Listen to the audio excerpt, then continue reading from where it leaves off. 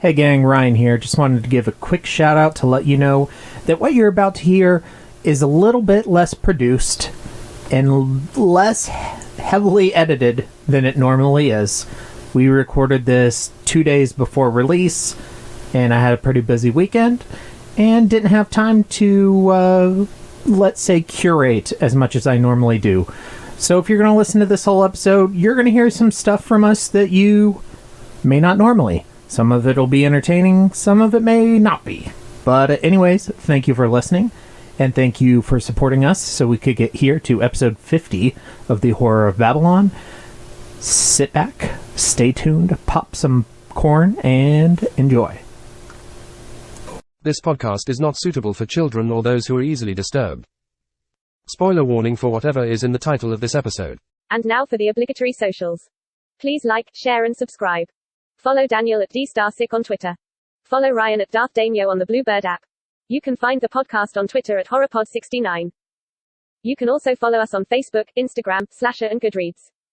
Become part of the Disturbed community by asking for the Facebook group and Discord links. Send dick pics to the Horror of Babylon podcast at gmail.com. Support the show at patreon.com/the Horror of Babylon. In closing, you can let your friends know that The Horror of Babylon is available on YouTube, Apple Podcasts, Spotify, Audible and all other major podcast apps.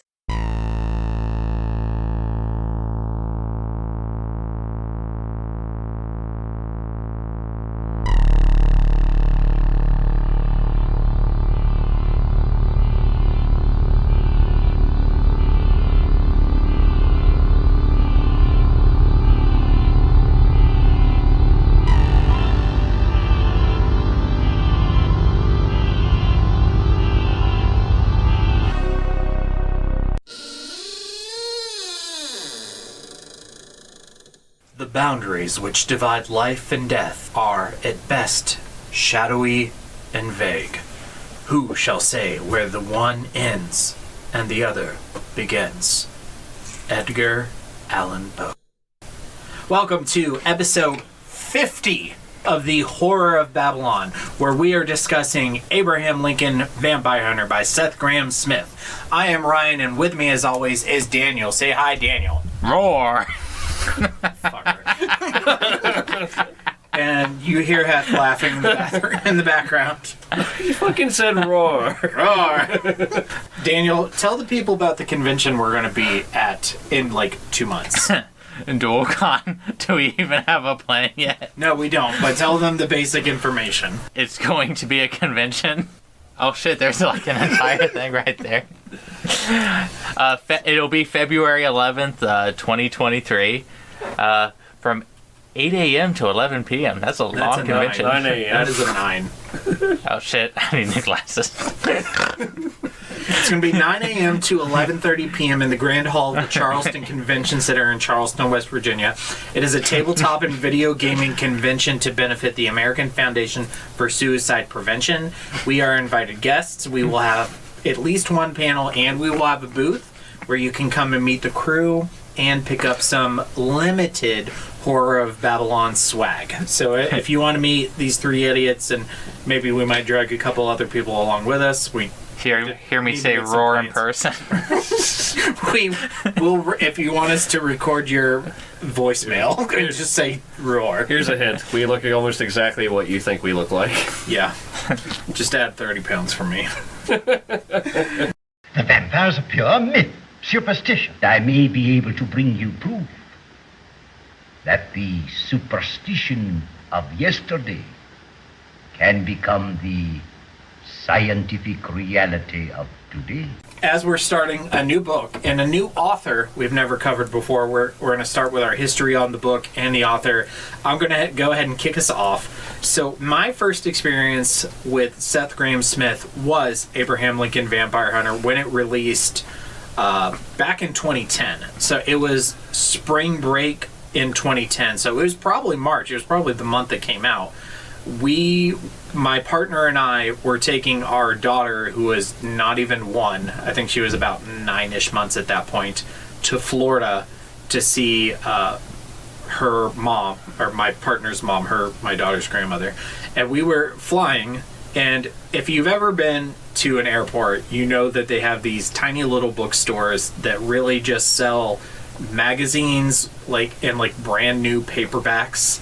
And normally I don't need to read the latest James Patterson or Tom Clancy book, so I tend to ignore those. However, we were walking by one on the way to our gate, and I saw this cover of Abraham Lincoln, Vampire Hunter, and I was like, bye, take my money. Read the book, absolutely loved it, adored it. To that point in my life was one of my favorite books. Threw it at Daniel, 12 years ago. Still haven't gotten my copy back. When I reread it for this podcast, I actually got it on Audible and listened to it because I still don't have my copy back. You're going to get that back to me, right? Nope. It's our running gag now. It's what we do. Is mine the one you gave to Carrie? I don't think so. I mean... Because I gave her the one in worse condition. Okay. Just don't give me back a movie cover. If you give me back one with the movie cover, I will... They're all that cover, and they were Okay. they were all the exact same, except one of them had, writing on the inside of the jacket, and that's the one I gave to Carrie. I don't really care about that. As long as it's not the movie cover, I'm not too bothered by it. Since then, I read Pride and Prejudice and Zombies by Seth Grahame-Smith last year, which was his first novel.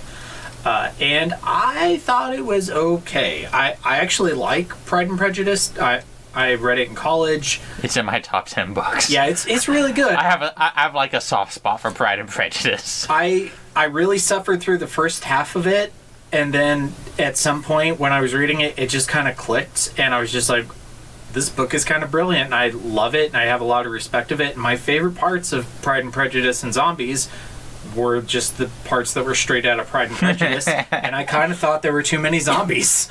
And so get the fuck out of this book, zombies.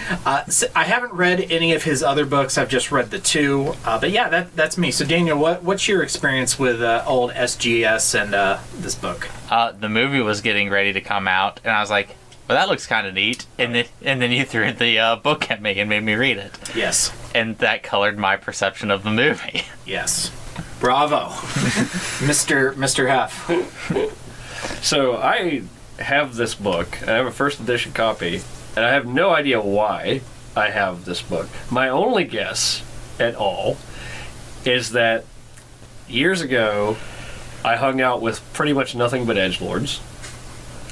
And this was something that they discussed quite frequently with this book, and I assume I bought it one day and never read it. Because I did not read this book until literally when you all were talking about this was going to be one of the ones we were going to cover. And I was just like, well, I weirdly have this book, so I guess I'm going to pick it up and read it now. You say you used to hang out with edgelords, so it's different now. I'm not an edgelord, Daniel is. Yeah, I haven't changed. The edgelords have diminished significantly in my adult life. Now I just have Daniel, who I'm pretty sure is just... Yeah, you gotta have your token edgelord. You're like Frosted Flakes versus Corn Flakes when it comes to edgelords. So I guess that's true. I'm a little bit sweet. Yes, I will take you every time. I don't have a lot on it. I just know that's... I had this book. I have no idea why. I read it. It worked out. Can I get a clip of him saying he'll take me every time? I want to make that his ringtone. Yeah, sure. I'll send it to you. No problem. Hot. All right. Jumping into background, I listened to an interview with Seth Grahame-Smith where he said the inspiration of this book was that every time he went into a bookstore, he noticed that there was always a new book about Abraham Lincoln coming out, and there was always a new vampire book coming out.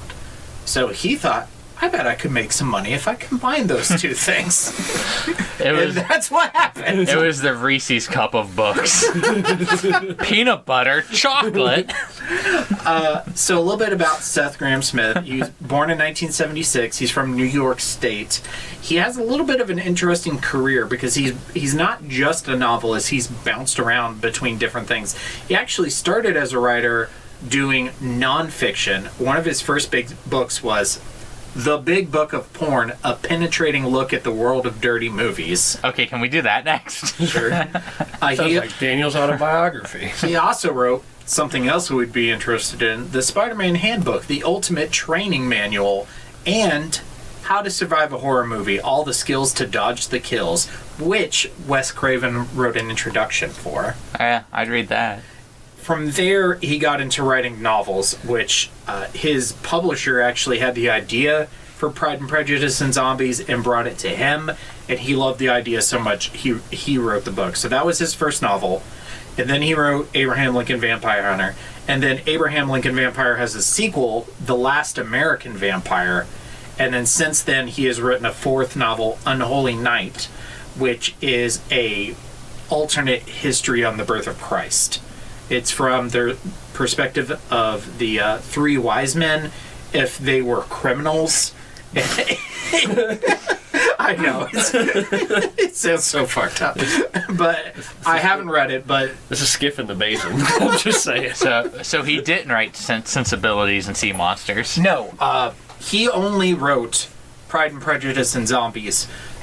Since that book was released, there have been many other monsterization of Jane Austen's work. He has not written any of them. Okay. He only wrote the original. And then he has also written comics, notably Marvel Zombies Return, Hulk.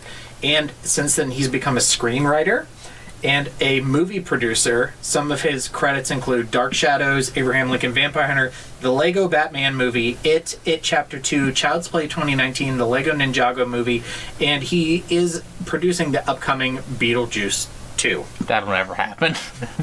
Apparently it is really happening. People keep saying that. I don't believe We appreciate the fact that he is involved with the Lego franchise. I'm going to go ahead and throw out here, of this list of movies, I think the two best movies on here are the Lego Batman movie and the Lego Ninjago movie. Yeah, I think that's just objectively true. I was surprised at how much I enjoyed the Lego Ninjago movie, but yeah, this is not the Lego Ninjago podcast, unless you want it to be. If you do... pay us on Patreon. Pay us on Patreon. We will start doing Gunslinger tier. Gunslinger tier. Yeah. All right, so let's go ahead and jump into structure and themes. And I'm going to go over the structure of this book. But before we talk about the structure specifically, I just want to talk about the frame narrative, which is really just like the prologue. It's very interesting. So the prologue of this book is the author. It's a self-insert, but the character is actually named Seth Grahame-Smith, being a person who works in like a general store, who's like a failed novelist, who meets a character from this book, Henry Sturgis, who is an immortal vampire, and is given the lost diaries of Abraham Lincoln, and then uses these diaries to write the novel that you're about to read. And I want to get your guys' comments on this, but just quickly, the actual structure of the book is you open with a prologue frame narrative that explains what you're about to read, and then the remainder of the book is the book that was written by the author in the frame narrative, interspersed with segments from the actual fictional journals of Abraham Lincoln. When I read this physical book, I didn't have any issues, but listening to this as an audiobook, I kind of got a little bit confused as to when I was in the fictional book written by the fictional Seth Grahame-Smith, and when I was listening to segments from the fictional journals of Abraham Lincoln. I can see that being a problem on audiobook. What are your thoughts? I like to pretend that this all really happened to him, and that he was given Abraham Lincoln's journal. Seth Grahame-Smith in real life actually met Henry Sturgis. Yeah, this all happened. Yeah, he was a real undead person. I like to think that that's what happened. And he just, it's like, I'm going to turn this into a book. And shortly thereafter, a movie. God. that I have strong thoughts about. Let's hold off on the movie until we get there, please. I am so excited. Feel how hard I am. I thought it was like... the book makes it easy to follow. But again, if you're physically reading the book, like they have font differences, they have spacing, paragraph breaks. Yeah. Like... It's not near as jarring if you're physically reading it, as opposed to if you would be listening to it. If you're listening to it, it would all just kind of flow into each other. I could see how it would, because there are those sections where it talks about like this font is Abe. In like we're talking about Abe, and it's from his journal's perspective. Yeah. Whereas this, and then it jumps to things like this is what I took from the journal entry of what Abe wrote, even though Abe was here a second ago. It's not like Dracula where it goes from the journal of Jonathan Harker. Yeah, they're not strict journal entries. There's no like cue. Yeah. To let you know, okay, we're changing to the journal. Yeah, it's fine. It's fine and written. That's not hard to follow, but I can 100% see that becoming an issue. Which, audio-wise. Like I said, I've done both. I've read the actual book years ago and listened to the audiobook, so I recognize that. Okay, it's fine in the print media, but that was a little weird for me in the audio. That being said, I think the setup for this book is actually pretty good. Yeah, like, it really happened. It really happened. I don't know. It was. Like, when I was reading the book, or the first time, I was like, where are they going with this? Like, I thought, like, there was something, I didn't realize that was what it was building up to, was, like, this guy was going to write what would eventually be story of Abraham Lincoln. And it was just kind of cool to be like, it's almost prepping you for what you're about to read. It's the lube. Yeah. You're about to have anal for the first time. I need to show you how lots of lube. I need to show you how the world really works, and it's vampires, not aliens. Roar.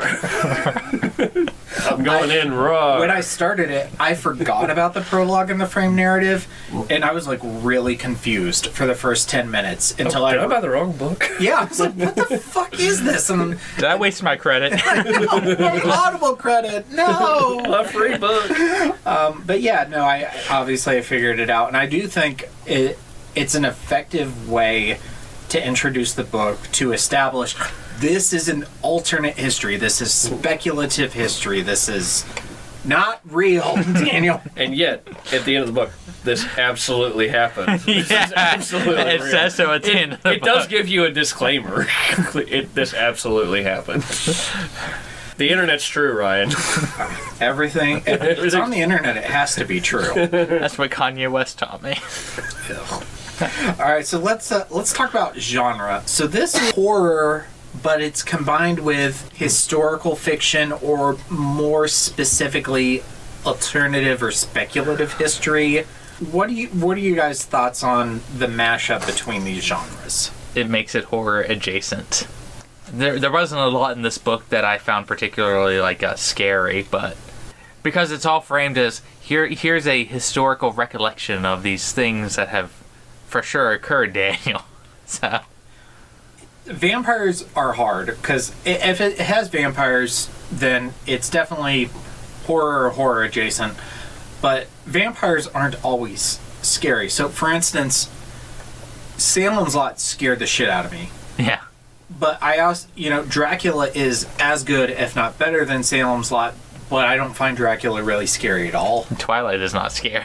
Yeah, I mean, yes, it is. It's scary that yes, people. It is. It's scary that people enjoy it. Twilight is scary in a meta sense. The actual. Well, I've never read or watched it, so I don't know. But yeah, meta with 3 T's. This is scary in the meta sense that I think if you remove certain elements, you could convince people this was real. Do you have some thoughts on the genre mashup? I do, actually.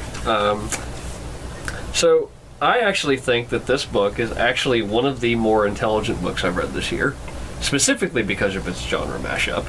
And the reason I think that is because, it actually does an exceedingly good job at 2 things that most books have trouble with. The first one primarily being that it's a book that caters to both casual audiences, like casual people who are just reading, and actual historical fiction fans.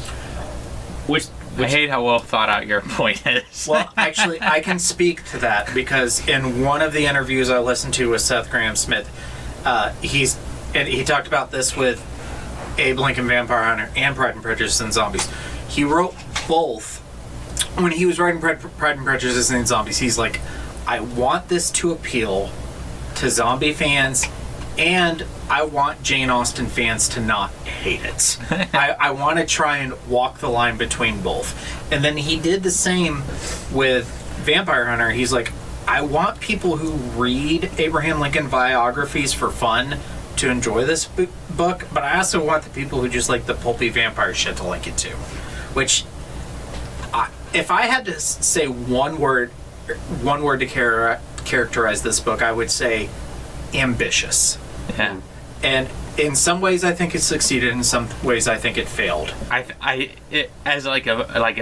you know how much I love vampire shit. Mm-hmm. I think it does better job with the historical fiction stuff than it does with vampire stuff. But I do. I yes and no. I'll get into that later.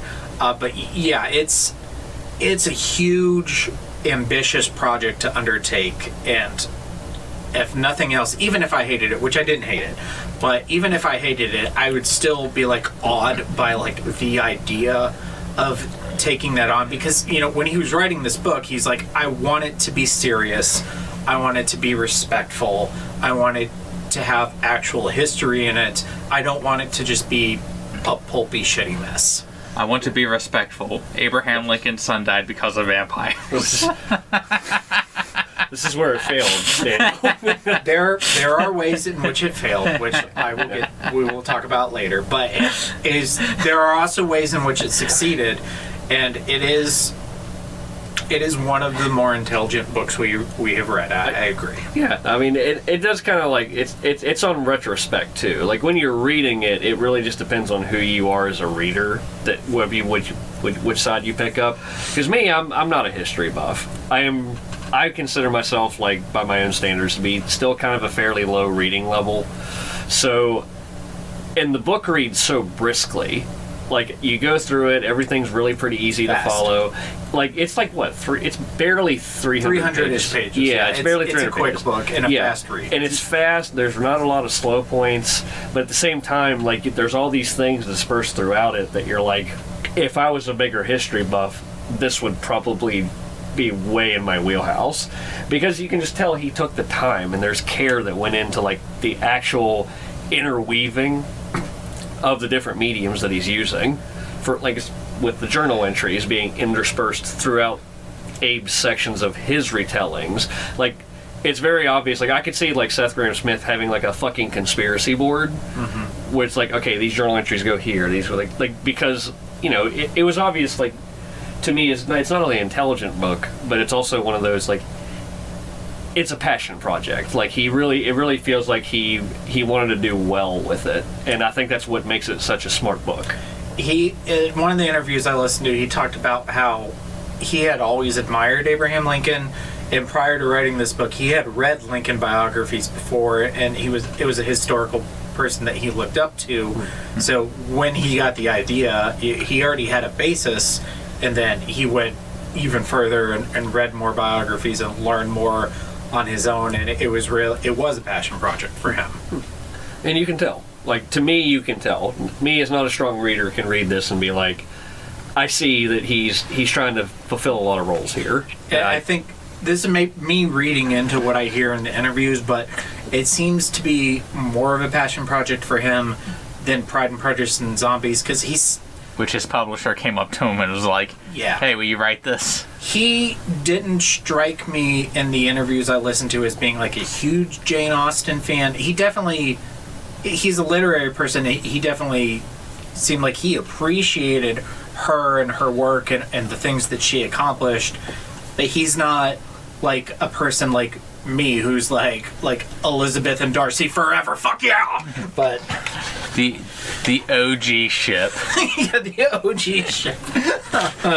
Fuck you, Adam and Eve. Yeah, fuck you, Adam. Oh, we'll get to Adam. Fucking Adam. All right, so I did a little bit more research for this than I do for most of our shows. Yeah. One thing I did is I was looking at reviews for it, and I found a blog, thelibraryladies.com, and it's a group of women who are all librarians, but they do a book club blog where every 3 months they pick a theme, and the three of them each pick a book that falls under that theme, and then all three of them read it and review it in their blog. And one of their themes was genre mashups, and one of them chose Abraham Lincoln Vampire Hunter. So I was perusing their review of that, and as part of their review on their blog, they post discussion questions. So I actually snagged a couple of their discussion questions, and if you want to look at these, it's thelibraryladies.com. You can check them out. It's a pretty nice site. But the first one that I stole, which fits here where we're discussing genres, were there any characters or moments from history that you especially liked seeing in this book, and were there any that you could have done without or didn't feel worked as well? I like John Wilkes Booth. What did you like about John Wilkes Booth? His causality. I honestly love the way they wrote him in this book. As like, oh, this gypsy woman told me I was going to be the most important thing ever, and now I'm super immortal.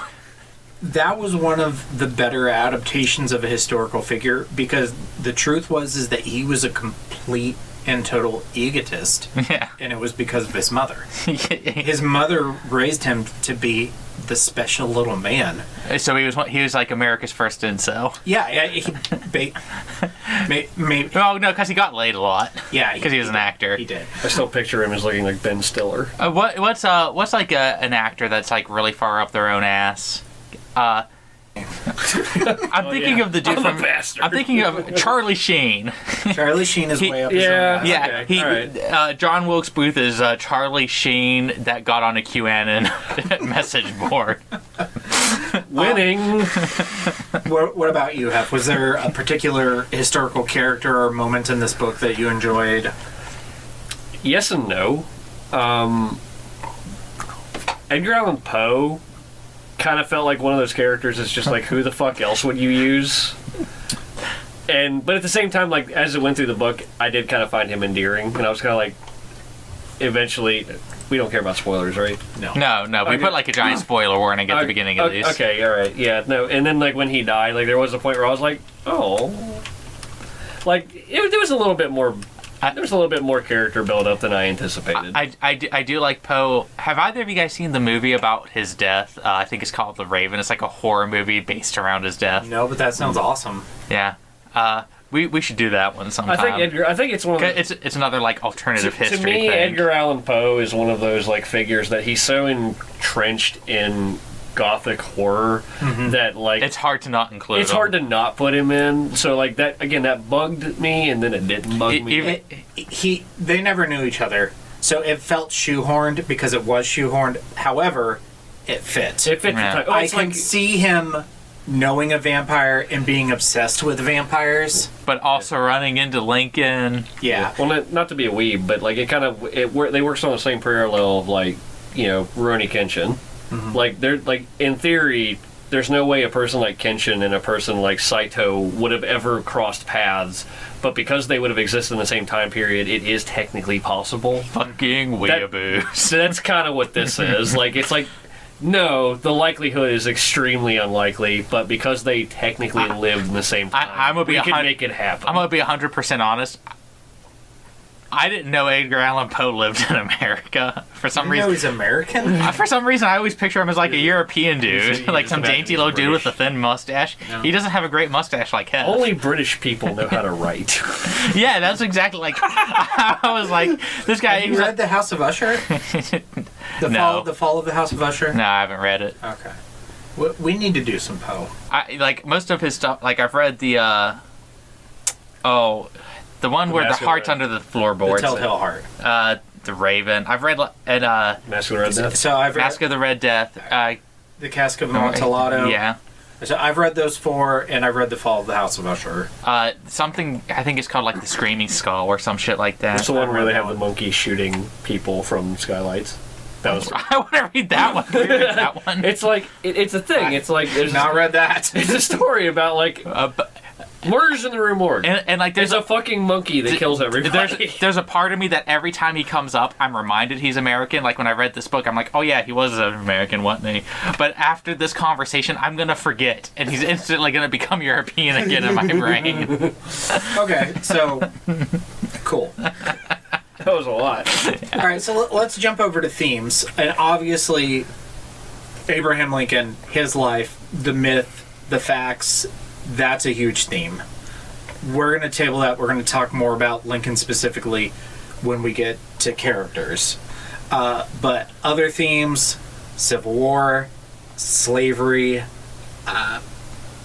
Slavery seems like it would be very good for a vampire economy. Tell me I'm wrong. Something that struck me on this second read that never occurred to me when I read it years ago, I was like,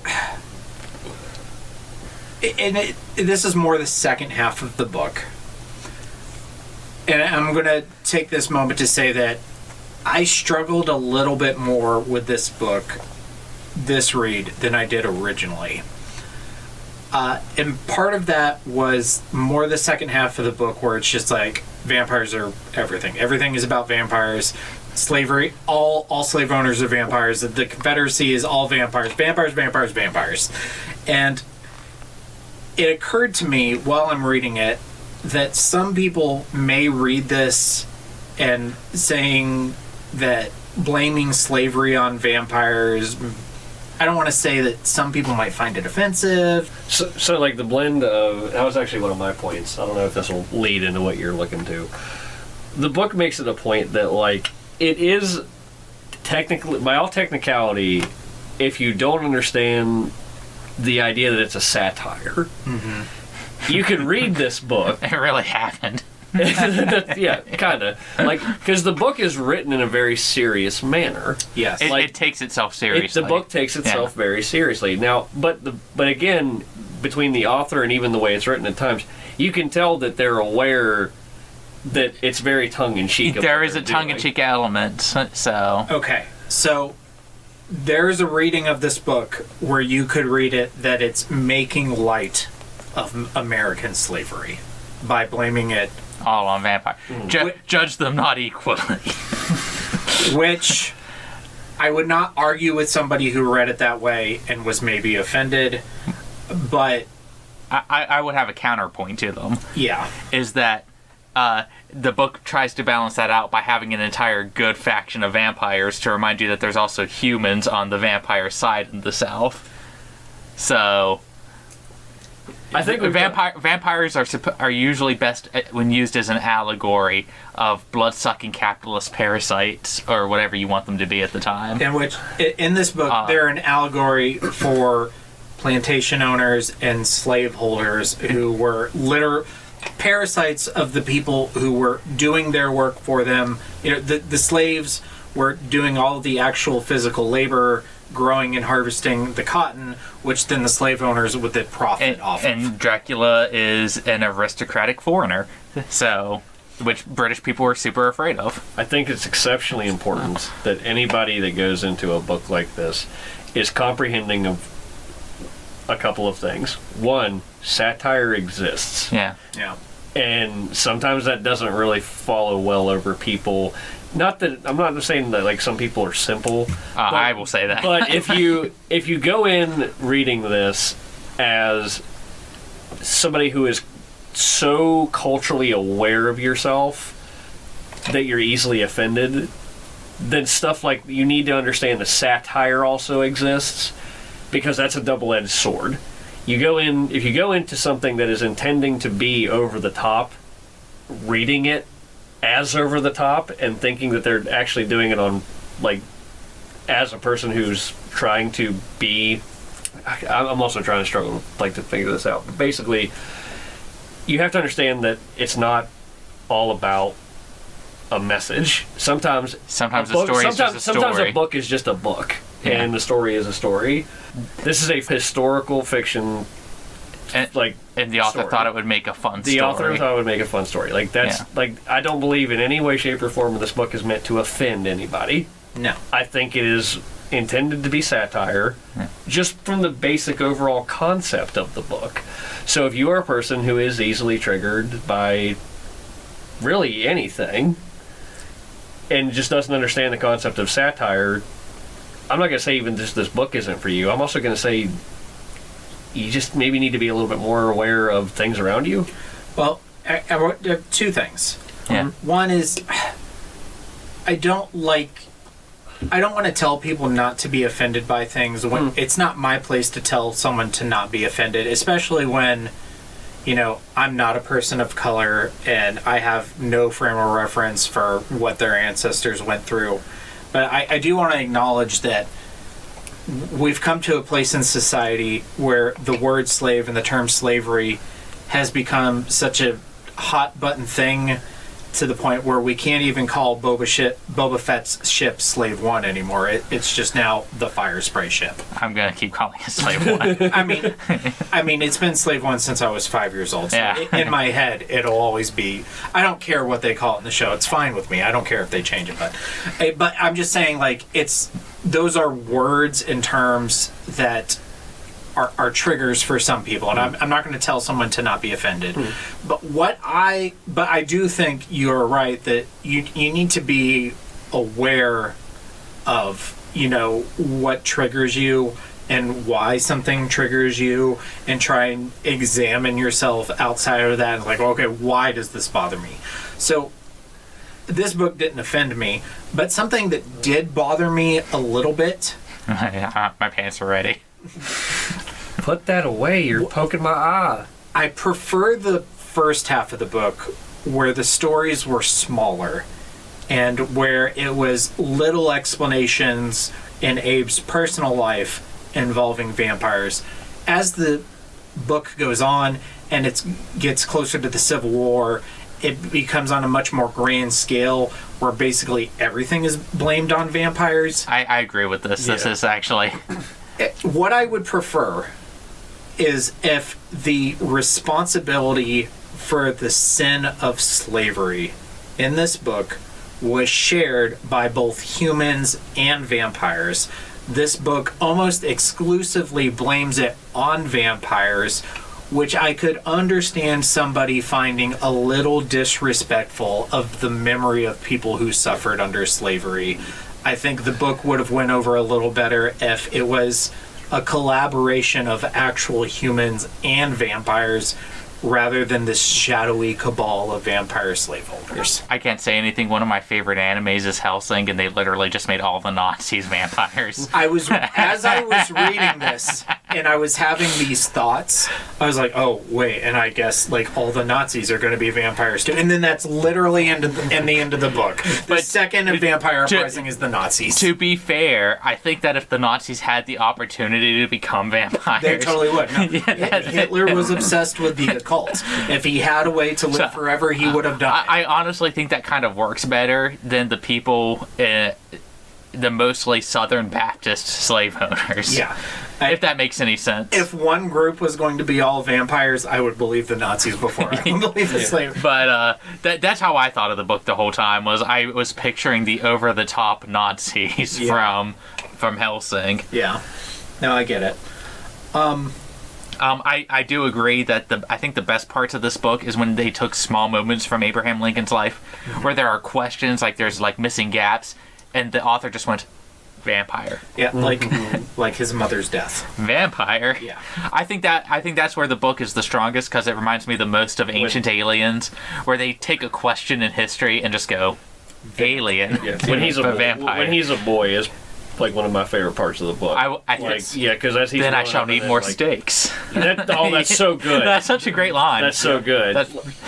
Yeah, no, I completely agree. Like that's to me, like if they had just actually just done that in his youth, like more of his youthful training, and like I just think that was a real strong point of the book. That's what pulled me into the rest of it. But then again, I have also not written a best-selling book yet, so I don't want to tell Stephen Graham Jones how to write Smith. Yeah, is it not Jones? Wait. Stephen Graham Jones is the only good Indian. Stephen Graham Smith. I know it's not confusing at all. That's hilarious. I know it's two very different people. Okay, so another huge theme. You thought this was going to be a short episode. I just didn't think I had a lot to say. There's a lot to talk about in this. Another huge theme is obviously vampires. We're going to kick it to Daniel. Talk to us about, first, some of the vampire tropes that exist in this book, and then we're going to talk about some of the things that are different about vampires in this book.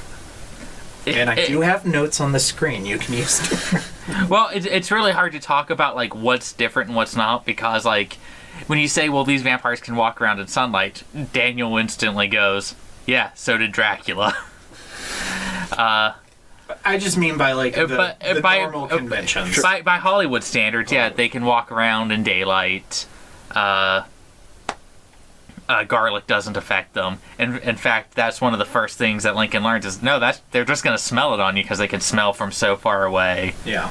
They're super long-lived. Now, I don't know if this originated with...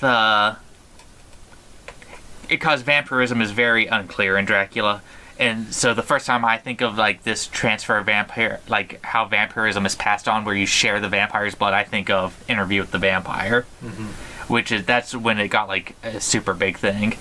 But before then, in a lot of Hollywood movies, if you were bitten or killed by one, you became a vampire. Mm-hmm. Yeah. And this one, no, it's a very deliberate act by the vampire on you. If they actually share their blood with you. Yeah. To get you. Something that jumped out at me that was a big difference is typically in like most movies and books, the vampire bites you to drink their blood. In this, they usually kill you. Yeah, they just gore, like they rip your head off and like. And then they drink your blood. And then they're just like holding you like you're a Capri Sun packet. Let me just squeeze the rest of this out. Another tropical wave. Another thing I liked a lot was Henry's description of vampire depression and how a lot of vampires commit suicide. I like this. Like eventually, you just get bored. At first, I kind of laughed because it felt very tongue in cheeky. Because I remember like him basically explaining that vampire depression is a thing, but I also like when after he was speaking, I read it. I was like, so these people just get bored and off themselves, and that's. If you can do anything forever, I mean... and that's his thing, too, is like he talks about how successful they become, where they've done everything that could possibly be conceived, and it's like, what's left for them? Obviously, this was before the Marvel Cinematic Universe, because now they would just live for the next movie. I mean, but I was going to mention, like, this is pre-internet. Yeah. But, I mean, if you were immortal in the internet age, you could be entertained for all time. I find it very hard to believe I would get sick of but then again. Yeah, but I mean, this is like maybe you get a new book like every year. Like, I mean, this is, I understand what they're saying. Like, they get bored with sex, they get bored with drinking, they get bored with smoking, and then what else is there to do? These vampires also very clearly have sex. That's another major difference. They're telepathic. Yeah. Some are clairvoyant. I found, I'm always surprised whenever a vampire book makes stakes work now. Yeah. Because that's almost like if you want to make your vampires different, what's one of the first things you take? So stakes don't work. They just piss them off. Hotel Transylvania just sold me on that. Johnny saying, "Would a stake to the heart kill you?" Yeah, but who wouldn't that kill? I mean, like, it kills everybody. So, like, why would it not kill a vampire? It kills literally everyone. Yeah, I mean. What about garlic? Yeah, it makes my throat scratchy. I'm allergic. I want Lincoln to have a crossover with Mavis. Oh. Mavis taught Lincoln. Oh. I'm going to emancipate this woman. Oh my God. After I proclamate her. They're coming to get you, Barbara. 45 minutes in, we haven't gotten to characters. Let's jump to characters. Hi, Lincoln. Of course, we're gonna start with Abraham Lincoln. Abe. Honest Abe. The Great Emancipator. Father Abraham. So many nicknames. The Rail Splitter. So is that a real nickname? Yeah. Oh, that sounds like a porn name. No. That when he first. You should have seen those glory shots. Let me tell you. Here comes the They were rail all about. splitter. You just threw a little penny in there. You just scrolled for hours. It was great. You watch him rail split. Okay, so just. I want to get your guys' thoughts. Let's throw that hat first because I'm throwing to Daniel a lot. What are your thoughts on? First, tell me a little bit about your impressions on Abraham Lincoln, the historical figure, before reading this book, and then tell me what are your thoughts on the character of Abraham Lincoln in this novel. It's just so unfortunate you decided to go with me first. Because historically speaking, I am very ignorant to really any historical thing. You and I are very opposite in the sense that, like, where you found history to be very fascinating, I could not have stared at more of the wall during history classes. So quite literally, like, Abraham Lincoln, like the historical figure, I literally only know Honest Abe and the Lincoln logs that I know have nothing to actually do with Lincoln.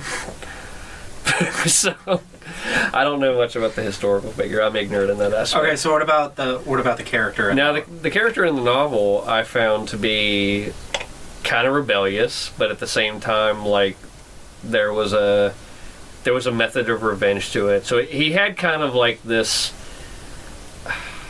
how to put this? I don't know, this young rebel of a creature that was just really determined to, you know, avenge his mother and just, you know, kids. No, I shouldn't say kid stuff, but, you know, like an immature mindset. Which is weird because he's so often depicted at like the end of his life. Which is interesting to me because this is written in an autobiographical form, and you can actually like read the book and you can actually like see Abe go from like this wrath-filled boy of revenge to this great thinker of his time. And I think it's really cool for an autobiography aspect of things, because this book goes in and out of so many different directions that I still feel like we get a pretty decently developed character throughout all of the book. Like, he does go essentially from being, again, you know, just a boy to a man, just in the writing, just in the way that the author writes the actual book itself. And I think that's really impressive for a book. And that's why I say this book I think it's a lot smarter than a lot of people get it credit for, is you can actually tell character growth just in the writing. And I think he was, you know, as far as like the character himself, he's a young man. He has his wrath, then he finds things that bring him peace. He wants to make peace with himself. He can't because he's devoted so much of his life to the revenge that eventually became what is, you know, a countrywide conquest that he has to fulfill. So his destiny is already etched in stone. He has no choice but to fulfill the destiny. And I mean, that's very good. Like, as far as the actual prospect itself, I think it's written very well, and it writes the way that he would speak as a person who goes from this, you know, young boy to a man that has all this responsibility on his shoulders. Very impressed. Daniel? Abraham Lincoln, the 5th president. I've been watching his face for the last 7 goddamn minutes. Yeah, and he's just sitting there like, I know what I'm going to say. Literally, Drake loves to watch The Office as he goes to bed. Yeah. And that's awesome. As we were putting him to sleep tonight, the episode, there was a joke where Michael thought Lincoln was the first president. Tonight, like, no, he's the 5th. That's why he's on the $5 bill. Yeah. Or is it because he's the 5th best president? Go ahead with the rest of your. It's because he's got these 5 fucking knuckles that go into the vampire's face. He obviously never played a JRPG, because then he would have rebelled against his destiny. I really can't top anything that Hef said here.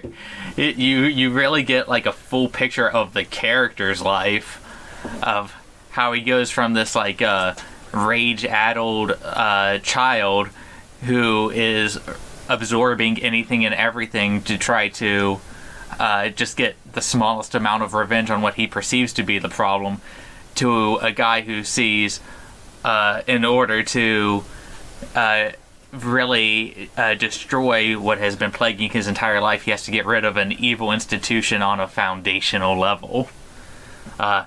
As for Abraham Lincoln, the president, I honestly have not read that much about him. All my knowledge from Abraham Lincoln comes from YouTube's Oversimplified. Which, not bad if you want like Cliff Notes version on Lincoln. Daniel Day-Lewis is pretty dope. Yeah, the movie Lincoln. That too. That's about the extent of my knowledge on Lincoln. He seemed to be on the right side of history on a lot of things, other than how he treated the press. That is my opinion of Abraham Lincoln. What are your thoughts on how he treated the press? He banned a lot of journalists and jailed them for some of the articles they wrote. Which, you know, very secret, man. Very clear First Amendment violations, which is one of Daniel's few foundational beliefs, is freedom of speech. Okay. Other than that, I was like, yeah, slavery's bad. I agree with Lincoln. You shouldn't own other people unless they ask you to, in which case you want a very well-defined contract in their writing. Video consent. In writing. Yes. So Lincoln is probably the most controversial American historical figure. There have been over 1,000 books written on Lincoln. If you have a particular reading of his life, you can probably find something out there that will support it. And one of them was written in the Confederado. Yeah. In terms of his life as a lawyer, his political life, his interpretation of the office of the president, his sexuality, his religious beliefs, there is so much dissent and theorizing and argument that it's very hard to say anything definitive about these abstract aspects of his life. And of course, since he's been dead for so long and he lived so long ago in a pre-internet era, there's never going to be a concrete understanding of this person. There is popular, the elementary school history understandings that we have of Abraham Lincoln, of him being, Honest Abe, being known as a completely honest person who didn't tell lies, being the president who led our country during the Civil War, the president who freed the slaves. And then there's, more specific facts that kind of gray some of these black and white things that we learn about him in, like our elementary school and middle school years. So as part of my preparation for this, I did something that I've always wanted to do my entire life, which was read a biography. And there are so many of them, I didn't know what to read. So I actually Googled, what Lincoln biography should I read? And I actually found a blog of a guy who he's trying to read as many Lincoln biographies as he can, and he reviews each one. So I read his reviews on like 10 or 12 different biographies. Damn. Yeah. I settled on A. Lincoln by Ronald C. White Jr. And the reason why I did that one is because it was specifically written to be facts and not an author who was trying to put out a specific interpretation of Abe Lincoln and his life. A lot of these are... Here's what we can show. Yeah. A lot of Lincoln biographies are like, I'm a suck Lincoln's dick biography. Or there are other ones where like, he was actually someone who is an imperialist and a racist and godless. And so I tried to find something that was in the middle, and it was mostly just, these are the facts. These are what we know. This is what he did. Here's what we can show with the documents we have. And obviously, Abraham Lincoln did a lot of great things. There were some questionable things that he did specifically when he was president that I don't want to explain or justify, but there are things he did, like jailing newspaper men who disagreed with him. Not all. He didn't just like put every single person who wrote in a newspaper out, but there were specific instances where he did do things like that. There was an instance in Maryland where he suspended the right of habeas corpus, and there were a group of people who started a riot against Union soldiers in Baltimore and cut some telegraph lines to Washington, D.C.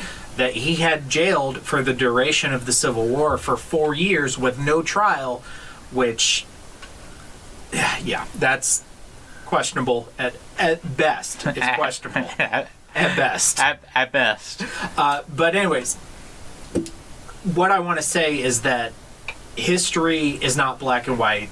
These people were people. They did good things. They did bad things.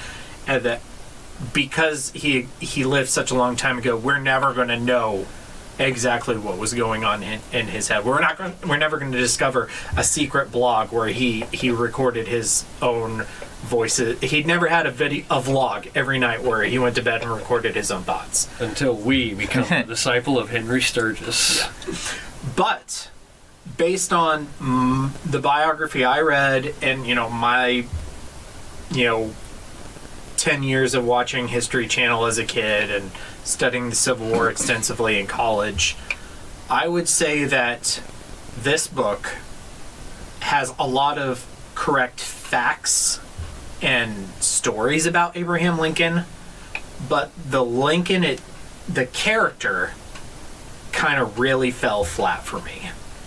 How I've always read Abraham Lincoln is that he was kind of a very non-violent person. And he was also someone who was politically documented as a pragmatist, a moderate. He was always looking to be the bipartisan person who was looking for resolutions that could be happy on both sides of a particular issue. The character in this book, who is violent and revenge-filled, to me is not Abraham Lincoln. Abraham Lincoln in real life, he did lose his mother when he was 9. As a young man, he lost his stepmother, which he cared for greatly. He had a strained relationship with his father and lost his father. He lost 2 sons, Eddie Lincoln and Willie Lincoln. He lost his first fiancée, and what's her face?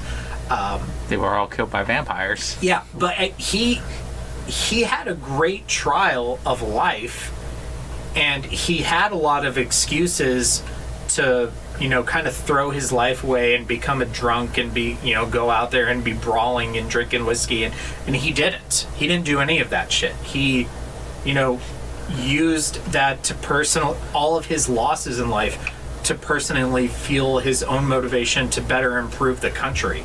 And, he, as a lawyer, he wasn't a profit monger. He often waived his consulting fees with people who couldn't afford them and still worked with them to help resolve the issues that he had. So it's just the character in this book. Well, I like the character himself because the character made sense within the story that they were telling. It didn't feel like Abraham Lincoln to me.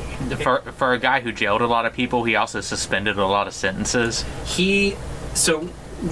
One of my favorite parts of the biography that I read was talking about him waiving death penalties for deserters in the Union Army. Yeah, so... And if you don't know, if you deserted the Army in the Civil War, when they caught you, they would shoot you.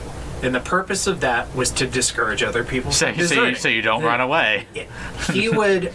And the only way to have this not happen was a pardon from the president. So he would get all of these orders, because towards the end of the war, lots of people were deserting. And so he would get all these orders, and he would stay up late every night trying to find a documentable excuse to pardon a person. And he pardoned hundreds, if not more, people, because he really valued life. When he was the president during the Civil War, he lost so many nights of sleep. He was sick constantly at the fact that he was of this war and all of the people that were dying on both sides. He was not a person. He was not a warmonger. He was not a violent person. The revenge-fueled character in this book does not gel with me with the actual historical figure of Abraham Lincoln. That's what I'm trying to say. It's because he didn't have a vampire to focus on in real life. But I guess if he saw his mother murdered by a vampire, then yeah, then he finds out that everything is vampires. The thing the book says is true. I mean, it has to be. We established that at the beginning of this episode. Okay. So just the one unified source of the fifth president killed vampires. Washington, Adams, Jefferson, Monroe. Monroe did not kill vampires. I don't even know who Monroe is. I'm gonna be honest. James Monroe. He must not have made that big an impact. He was the Monroe Doctrine. He was the dad of that girl that fucked JFK. Like that's. So the Monroe Doctrine, serious thing. Basically, the Monroe Doctrine stated European powers, stay the fuck out of North America and South America, or the United States of America will fight you. Oh, I like this guy. He's my new favorite president. What? Look up a YouTube video. He's my second favorite now. Yeah, he's kind of intense. Fuck Grant. I want this one. Okay. Just a little bit on Thomas Lincoln. Obviously, not like in terms of a character, not a huge part of the book, but very influential on our protagonist. What are your guys' thoughts on Thomas Lincoln, or more specifically, his relationship with Abe Lincoln? He was kind of a bitch. I can't pay my debts, I guess you can kill my wife, and I won't do shit about it. That is my opinion of the book character. I don't know enough about the historical figure. They had a strained relationship. It's exaggerated in this book. But it's true that he did not go to his father's funeral. But, I mean, it's also, you know, if you look at the time period, people just couldn't hop on a plane and you couldn't just go across the country to a funeral, or across states even for a funeral.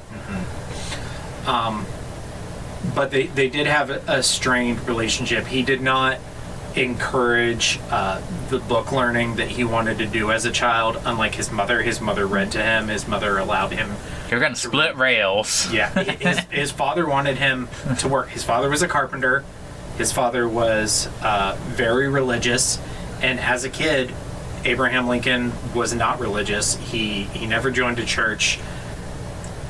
Like I said in my rant earlier, you're never going to know specifically what were Abraham Lincoln's beliefs. Did he believe in God? Did he not believe in God? Because his journal was lost.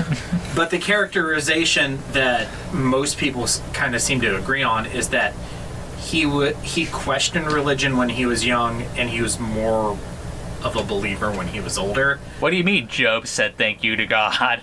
I'd say fuck you, God, for all the shit you just put me through. And part of that is explained by the fact that his father was very religious, and he and his father tended to butt heads, which I think, you know, most of us can relate to on some point. Well, it makes a point of saying that, like, he actually, like, with his stepmother, like, he actually got on better with her than he did with him. Yes. And it was because she was like his mother and encouraged his learning. Yeah. Here's a journal for you to write in. She encouraged growth in him, whereas he probably saw his father more as, like, kind of holding him back from what he wanted to learn. He wanted to be somebody who was, you know, not ignorant of the world, and, like, where his father just kind of seemed to be like this character that was just constantly trying to be like, I need you to stay here and take over for us, whatever, like that. And his stepmother, I need you to go work his stepmother didn't want money. that. She's like, no, this is the life we have. It's not going to be better. You have the potential to do better. And all of that's accurate. He loved his stepmother. When his mom died and his dad remarried, his stepmother very much stepped into the shoes that his mother left behind. She encouraged his reading. She had him read to the family after dinner every night. She wanted him to go to school as much as possible, which was very little. Whereas his father was more concerned about just providing for the family. She encouraged growth in him. Abraham Lincoln and Stepmother Sin. That'll be our next book that we write. I'm sure it probably exists. Let's Google The Abraham Lincoln. the internet's entirely too large for this not to be a thing. How many beers have you had? I don't know. Looks like 4 over there. I'm on 2 ish. Abe Lincoln. An incest fanfic. Incest we trust. Yes! Wait, is this a Loud House fan fiction? President Abraham Lincoln. Okay, no. Abraham Lincoln Loud. Choosing first name commander in chief. If this is a Loud House incest fanfic, we are bailing super fast. I don't know what that means. What does that mean? It's a What's cartoon. A Loud House? Yeah, it's a cartoon. Loud House is a. You're gonna. Okay, you're just This gonna. is the Loud House. I've never seen it. This look. Is Lincoln Loud House a character? Loud House. My kid don't watch it actually, so. Yes! Oh my God! We just jumped into. Oh, okay. Nope. We're done. All right. That's on your Google history now. I like how he got out after he's already there. Mary Todd. Mary Todd. A very sturdy woman. She existed in the book. She threw Abe's heart all of Twitter without any sort of reservation for anything earthly. He gravitated toward her in the most gravitas of ways and must have her. Eventually. The only thing I know about her at all I got from American Dad's episode on peanut butter. She also probably thick. I've seen that one. Yeah. One day a man will walk on the moon. I don't know if she actually went cuckoo bananas in real life. She did. Okay. I've seen people make that joke a bunch, and I'm like, is that something that actually happened? No, I assume so. They lost 2 kids. I mean, yeah, that would drive me cuckoo bananas. Actually, 3. Eddie, their second son, Eddie Lincoln, died. Vampires. Before. No, that's Willie.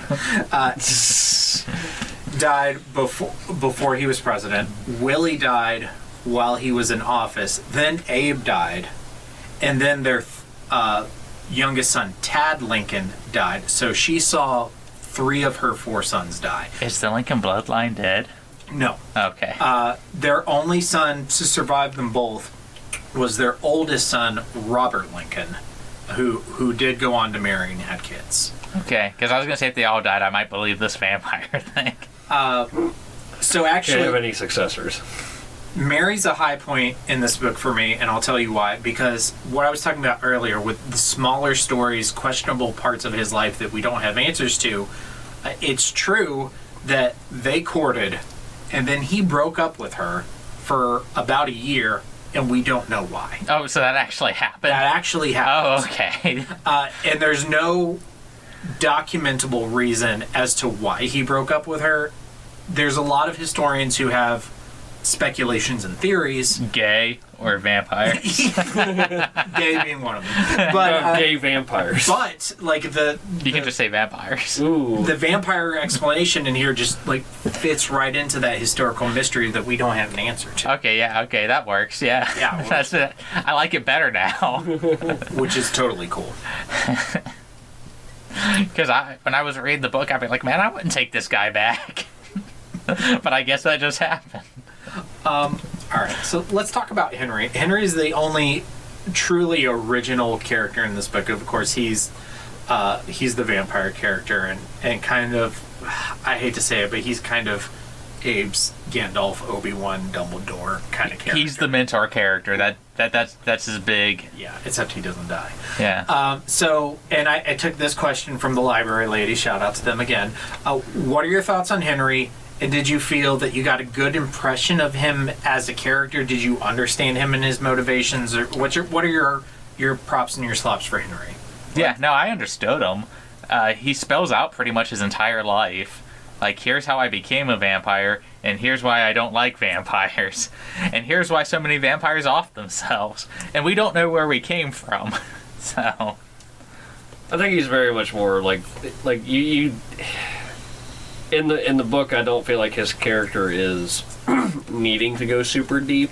He just needs to be a fixture point for Abe to learn off of. He's deep enough. Basically, I mean, what's the pivotal idea of being able to hunt vampires? Well, you have to learn from somebody who can hunt vampires. What knows a vampire better than a vampire? It's just a character. Werewolves. It's just a character that fits. And for me, like, I don't know. I don't feel like Henry's character is. It doesn't need to be real deep, but it does have to exist. Like, it's kind of, I don't want to say it's a trope, but it is something like, how does Abe learn about all this stuff? If it was a human he was learning from, I think it does kind of like diminish a bit. Unless it's Professor Van Helsing. True. Which actually Van Helsing didn't really know that much about vampires. I'm going to go to, I don't remember what country, Norway or some shit, and read about vampires for a month. I'll be right back. Keep this girl alive. We'll get there. Yeah. Also, but I mean, I like Henry as a floater character. Like, he's just kind of there for the important parts. It's almost like he's more of just a... He's the MacGuffin. He's a sentinel. He's a sentinel of history. Like, that's all he has to be. Like, robots, the X-Men fight? Yes. Alright. Psylocke is Bay. I'm more of a rogue guy, but I like both. It's not, both are Bay. If I had to choose, I would go rogue, though. I want to be able to touch my women. That's part of the appeal for me. If I had to choose, Kitty Pryde, man. I also like women that go right through. Oh my god. And that I don't know if you guys have read the Joss Whedon run, but there's this part where her and Peter are fucking, and they fall through the bed and fall through the floor into Wolverine's bedroom. It's so funny. That sounds amazing. It's so good. I'd fall into Hugh Jackman's bedroom. I mean, well, in the comics, he's only like 5 foot nothing. Yeah, this is like Logan. This is manlet. Yeah. So that's why he's so mad. in my brain, Hugh Jackman is still, he's 5 foot tall. Hugh Jackman, he's still shredded. I was born 600 years ago. I'm average height for the time. Here you go. Damn Canova. No. Okay, Henry. I have some highs with Henry and some lows. I'll tell. One of my favorite parts of this book is another thing where they take a mystery in history and they use vampires to explain it, and that's Roanoke Island. That should be your one of your hashtags is mystery in history. Oh, mystery in history. Hashtag mystery in history. Henry's origin story with his wife and the disappearance of all the people on Roanoke Island. All of that's true. Even the stuff about the CRO written on the fence post in the tree, like all that's completely true. And just like inserting vampires in there to explain it is just so cool. I feel like that's, since like talking to you guys about this whole podcasting, I feel like that's at least been in 3 books I've read.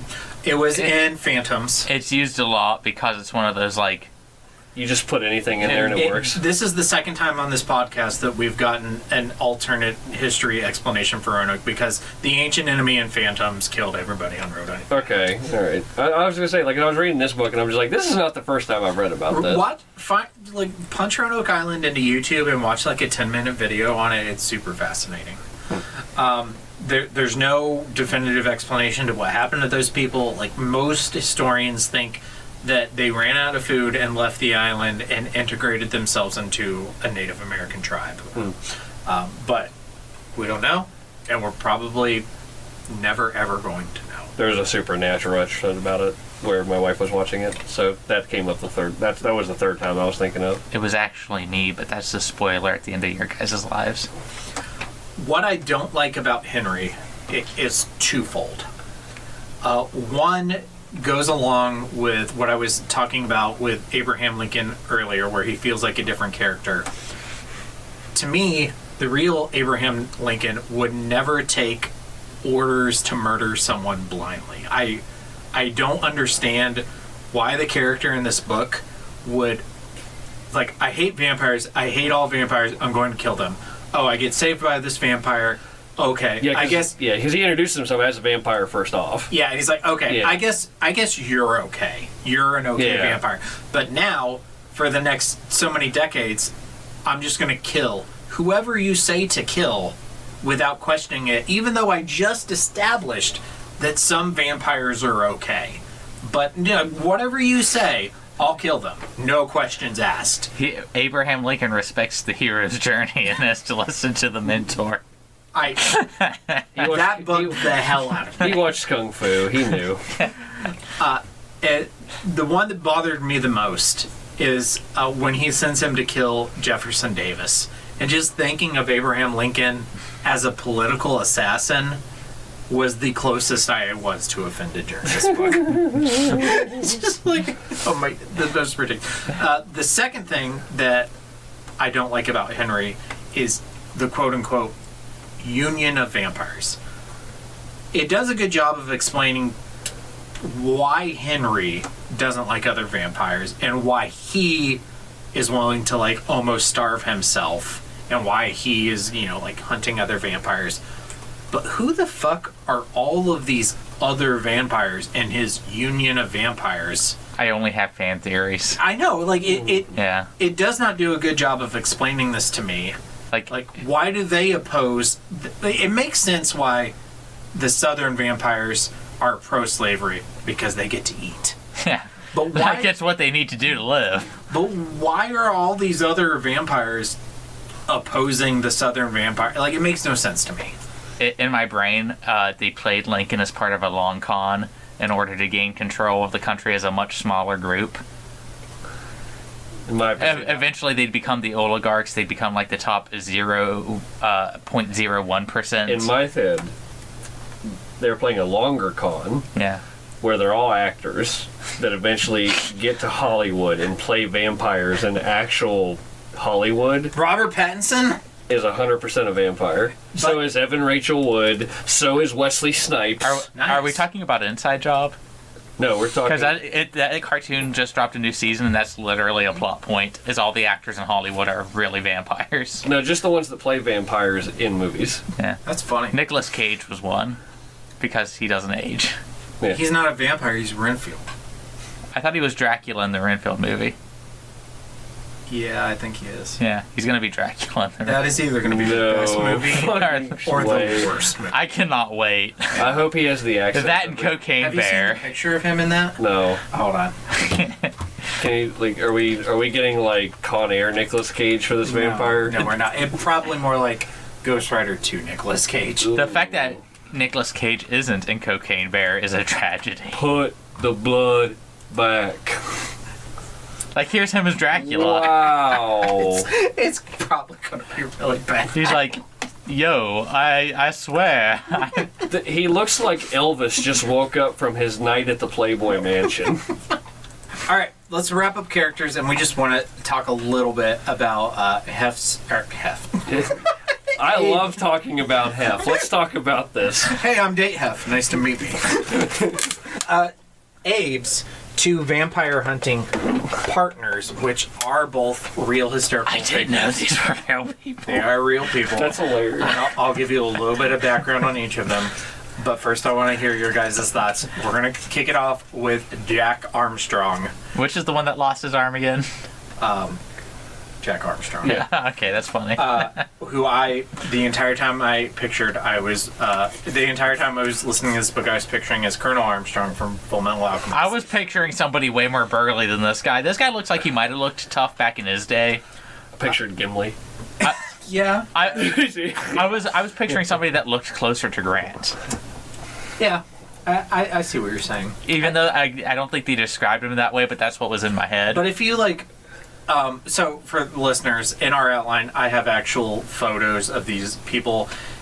And but look at him compared to Speed. Yeah, when you compare him to Speed. Yeah, he definitely, Speed looks like more of the quote-unquote Speed looks like Gautier.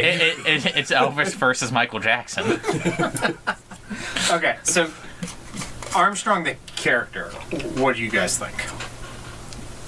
They were serviceable as friends and proto-vampire hunters. That's probably the wrong word. They tried their best. I liked... I did really like the chapter when they hunted one on their own and kind of just really fucked up. Fucked it up. I thought that was really funny. Inconspicuous, and they stand up there. Hey, have you seen Professor? Hey, have you seen Professor? I think I don't know, the character dynamics were supposed to be very different. Yeah. That was the idea, was like he was supposed to have one guy that's just like, big, burly, kind of like here's my tough friend and here's my dandy friend. They was supposed to play off that a little bit better. I think as far as a character mode, a character driven kind of nature in the book, I think that could have been done better. But I understand what he was trying to do, and I think it did help with the visualization. I can't wait to hear about the movie versions. We got Gimli, and then we had whatever basically that's what I pictured in my head with just Benedict Cumberbatch as Abraham Lincoln. I pictured Elvis and Michael Jackson apparently. So Jack Armstrong was a real person. He was the leader of a game, the Clary Grove Boys or whatever it was called. They did call out Abraham Lincoln to a fight, and that fight did happen. However, there's no agreed upon historical result of that fight. The biography that I read characterized the fight as they wrestled each other to a draw. In my research for this episode, I read accounts where Abe won, I read accounts where Jack won, It's just one of those things that we're never going to know the answer to. But what is true is that the gang did gain respect for Lincoln as a result of that fight, and they did become some of his staunchest supporters in Illinois because of that. And he and Jack Armstrong were friends until Jack Armstrong died. From vampires. However, the difference between him and Joshua Speed is that Joshua Speed was Abraham Lincoln's lifelong best friend. They met when Lincoln moved to Springfield, Illinois, and was looking for a room to rent, and Speed lent him that room, just like he does in the book and in the movie. And from that point on, they're best friends, to even up to the point where he died, where Speed was an agent for him in Kentucky and working with the Lincoln administration to further their goals. Whereas Jack Armstrong, in this book, it kind of paints him to be like a bigger part of Lincoln's life than he actually was in real life. Where we wrestled, and now we are lifelong mates. Yeah, basically. I'm sure this will not be construed as a homosexual relationship by historians. And if you've never heard of it, there is a large community of people that believe Abraham Lincoln was gay or bisexual. Yeah, the Log Cabin Republicans. And there are books that you can buy and read. And there's, I'm not going to lie, there are some things that make me think that maybe there is some truth to that. I mean, I'll be honest, like if I had to choose between Mary Todd and Speed here, Speed all the way. I mean, yeah, I'm both Jack Armstrong and Joshua Speed are good-looking guys. Yeah. Yeah. Like, I could do worse. Yeah, for sure. You have done worse. I have done worse. You were at my wedding. I had fun at your wedding. Except for when I was cooking. I'll kill you all! I'll drive you crazy, and I'll kill you all! I'm every nightmare you ever had. I am your worst dream come true. I'm everything you ever were afraid of. Scary shit. Is this a scary book? I don't think so. No. I think the closest it gets to being scary is interjecting vampires as every possible explanation. Let me ask this instead then. Because no, it's not a scary book. How does this rank for you in terms of other vampire novels? The Draculas, the Carmillas, the Salem Lots, the interviews with the vampires. Of like the ones I've read? Yeah, I mean, just where you don't have to say a number, but like, how does it fit into your vampire literature? Above Twilight, not above much else, honestly. Yeah. I think Interview with the Vampire is better. I think it's better than a lot of the sequels. That's my hot take of the Vampire Chronicles, is I actually don't like most of the sequels. Is Interview with the Vampire something we should cover at some point? I would cover Interview with the Vampire, maybe the Vampire Lestat and Queen of the Damned, because they're like that's the big trilogy. I'm going to go ahead and spoil this, because it's the one thing that really irritates me, and you might not remember because of all this beer. The beginning of the second book reveals that most of the first book was all fictitious. And just like season 3 of Digimon. I hate that. Yeah. I was like, what do you mean Ty's not real? And it's all because she wanted to change who the main character was to who the villain of the first book was. She wanted to make the main character. Yeah, you've had this rant before. And that irritates me. But if you disclude that, is there other good stuff in those first 3 books? Yeah. Okay. Cool. They're very homoerotic. All right, Hef, in your pop culture vampire hierarchy, Dance in the Vampire Bund and such. Oh, Dance in the Vampire Bund way better. Yeah. How do you like these vampires? How does it fit in? Like what? And you read Salem's Lot was your first Stephen King. JoJo's Bizarre Adventure of Better Vampires. So just talk to me about the vampires and how it. What are your thoughts? Honestly, I think the vampires are the worst part of this book. It's Pride and Prejudice and zombies all over again. I mean, I mean, kinda, yeah. The vampires are the worst part of the book. It's kind of. I think the best thing I could say is it's kind of. I keep comparing it to Ancient Aliens, but it's just funny when they take like something that's missing in Lincoln's history, and going vampires. But it's like a joke.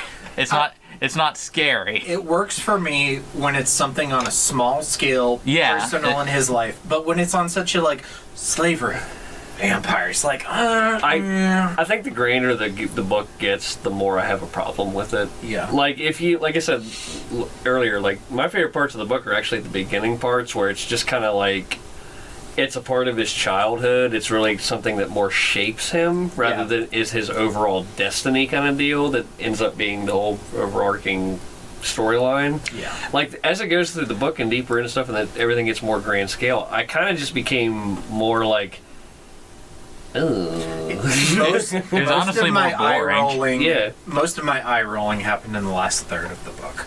I can picture a plantation owner being a vampire. Yeah, no, I definitely like a small, like, percent of plantation owners and slaveholders being vampires. His hot girlfriend dies vampire. Yeah.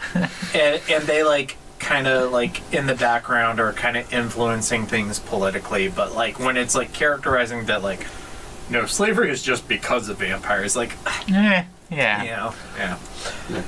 I mean, I don't that being said, I still think this is a very good, like overall, this is actually a pretty impressive, like, tale vampire-wise, because I think vampires themselves, especially these days, have become kind of tropey in that they're less horror pieces and they're more like almost romantic pieces. I think it's very hard to make vampires scary now. I agree.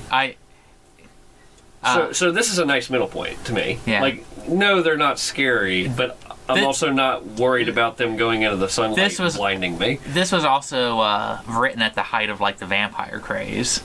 In which I said earlier, that's why he wrote this book. Yeah, like, this was during the whole big Twilight phenomenon. And then, you know, we had the vampire craze, and then, you know, with Walking Dead, we had the zombie craze. And now we're kind of past that. We're not in, like, a big one right now. Yeah.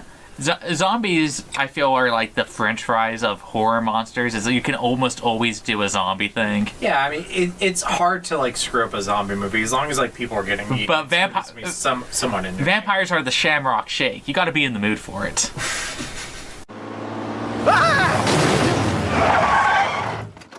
Oh my God, are you Stephen King?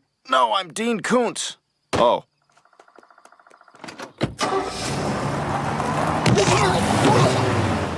Let's try to wrap up on the book. Let's go to Kings and Koontz for the book. We're going to kick it off with Daniel. What is your king for Abraham Lincoln Vampire Hunter by Seth Grahame-Smith? I will need more steaks. Just that line, like, right after, like, he, just fucking murders that thing? Yeah, he just goes out there and does what his dad should have tried to do, at least. And he's just like, Dad, you're a bitch. I love that, like, I love the lead up to it, and I love, like, the resolution. And he's just so matter-of-fact about it, I laughed so hard. He's like, okay, I guess I'm gonna need some more. They'll all be coming after us now. All right, let them. Hef, your king. My king. This is a fast read, but it's a fun read. Like, there's no real slow points. I think that this book actually is one of the few I've read that, like, the near the end of the book is really, I think, the only part where you're just kind of like, eh. Yeah. But I think the rest of the book is, like, so solid. Like, I read this book in a week and a half, and that's fast for me. No. So I think it's. And I really, again, like the thing that it feels like it fills a lot of boxes in terms of, like, it fits both casual readers and people who are wanting a little bit deeper of a read. Like, there's more going into it than just on the surface. Yeah. For me, it's just a handful of the little things in Abraham Lincoln's life that we don't have clear explanations for. The smaller, more personal things, like, why did he break up with Mary? Why exactly did his mother die? Like, all these smaller things that they kind of fill in with vampires. We need Koontz. Koontz! Yeah. Is when they go past what Ryan just said and make everything vampires. That's my Koontz, too! Yeah. My Koontz literally just says vampires. Yeah. It's like he went from having, like, this sort of clever idea where the book really works, and went, well, I have to write a novel. Yeah. And To be fair, he did have to write a novel. Agreed. But at the same time, I'm like, I think that's where the book starts to be less interesting and sort of starts falling apart a little bit. Yeah. And it stops being as funny to me. No, I completely agree. Okay. Rankings. Ooh. All right. I have 2 books. So. You have 3 on your list. Oh, okay. You have Firestarter, The Mist, Phantoms. Okay. And if you've read anything since then you want to add, this is fine to do that now. If I do, I didn't write anything of notable nature, which That's I fine. need Next to. time. Okay. Next time. I don't like it more than Firestarter. No. I don't think I even like it more than The Mist. No. I do think I like it a fringe more than Phantoms. The only reason being, not that I dislike Phantoms, but this book did a real good job of like keeping the high points high for the most part. Yeah. There's just some of those things in Phantoms that just bother the shit out of me. The lows in Phantoms are low. Yeah. Just if you just get rid of Fletcher. Just fucking get rid of Fletcher. We should do a fan edit of the book. Get rid of Fletcher. It's the perfect book. We'll do a fan it's edit. all but perfect if you get rid of that. We'll send it guy. to Koontz and be like, "Here's your director's cut. You're woke." All right, Daniel, your list is in front of you. Above the Scarlet Plague, I liked the Bone Farm more because I got to say Mama Day Day the whole time. I think Carmilla is a better vampire book, and I think The Only Good Indians is probably one of the best modern horror books I've ever read. Agreed. It's right here? Yeah. So that's your 4th from the bottom, Above the Scarlet Plague, The Confederado, and Nothing But Black and Teeth, the secret unreleased episode of The Horror of Babylon. Okay. Was it that bad? I was just mad the whole time. It wasn't so much that the book was bad, because the book was bad. It's just the episode isn't enjoyable to listen to because I wasn't having fun.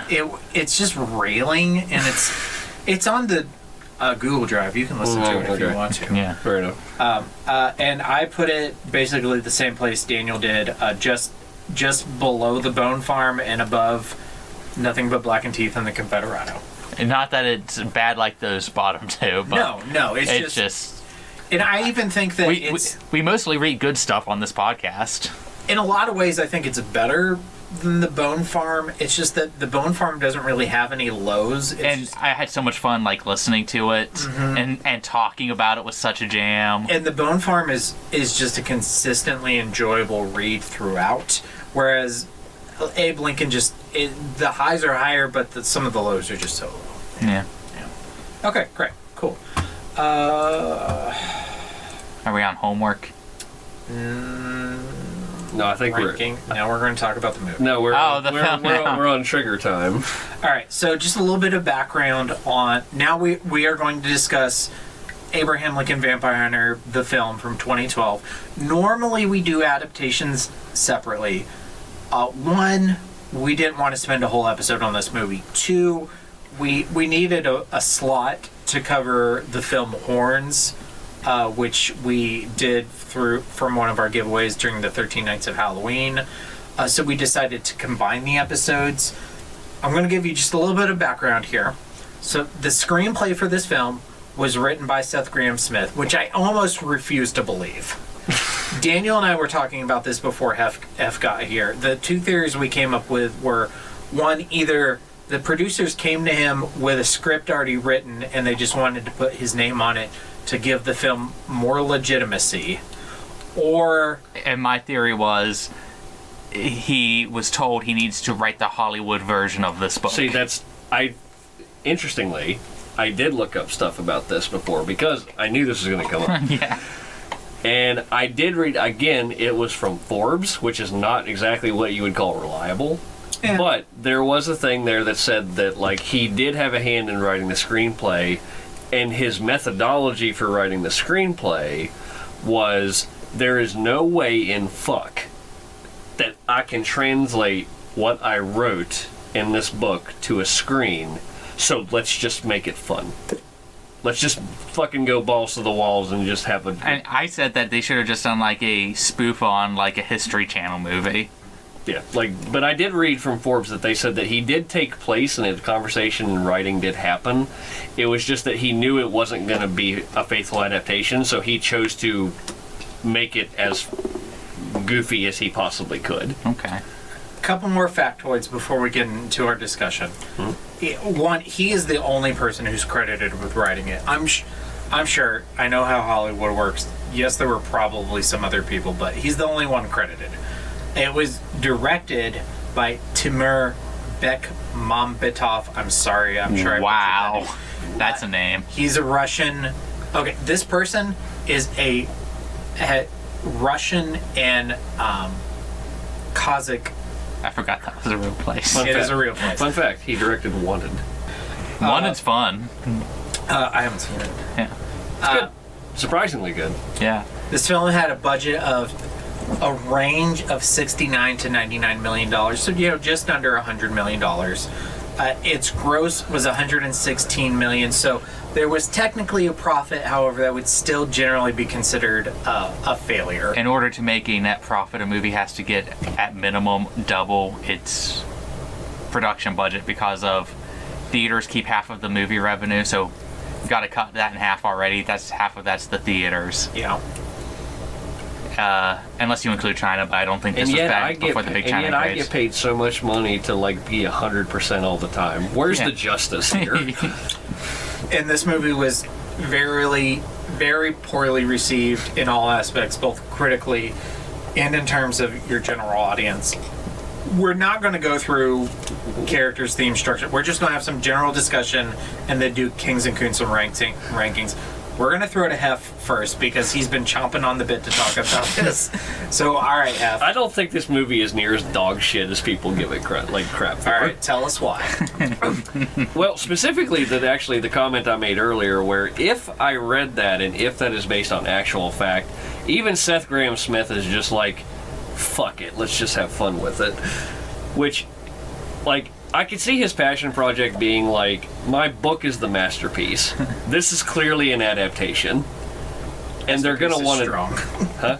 Masterpiece is strong. But well, it's a masterpiece for him. For him, But that's what, that's his magnum opus. It's his passion project, right? Yes, He put all of this work, all this time into it.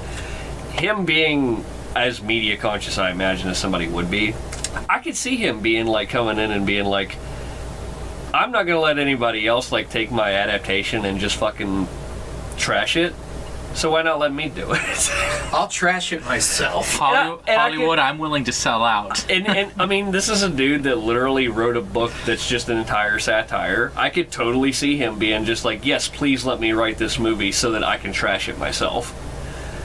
And it's one of those movies where, the big thing that got me on this, and this is just my take on it, because I read so many bad reviews, because I heard just generally such bad things all the time, constantly about this movie. Most of them from us. I went in expecting this to be the worst movie ever made. And I just don't think that's what I got. It's... Expectations are extremely important. Yes, I went in expecting something awful, and I still watched it, and I was just like, there's parts of this I like. I will say, when Brian and I went to go see this in theaters, we had expectations. We saw this probably opening night. We did see it opening night. We saw it opening night. We were excited. We had both read the book, and we knew that it was written by the author. So we were like, oh, we're ready. And I thought the trailers looked a little over the top. Yeah. But at the same time, I'm like, oh, you can do it a little over the top. Yeah, I expected the movie to be a little bit more over the top than the book.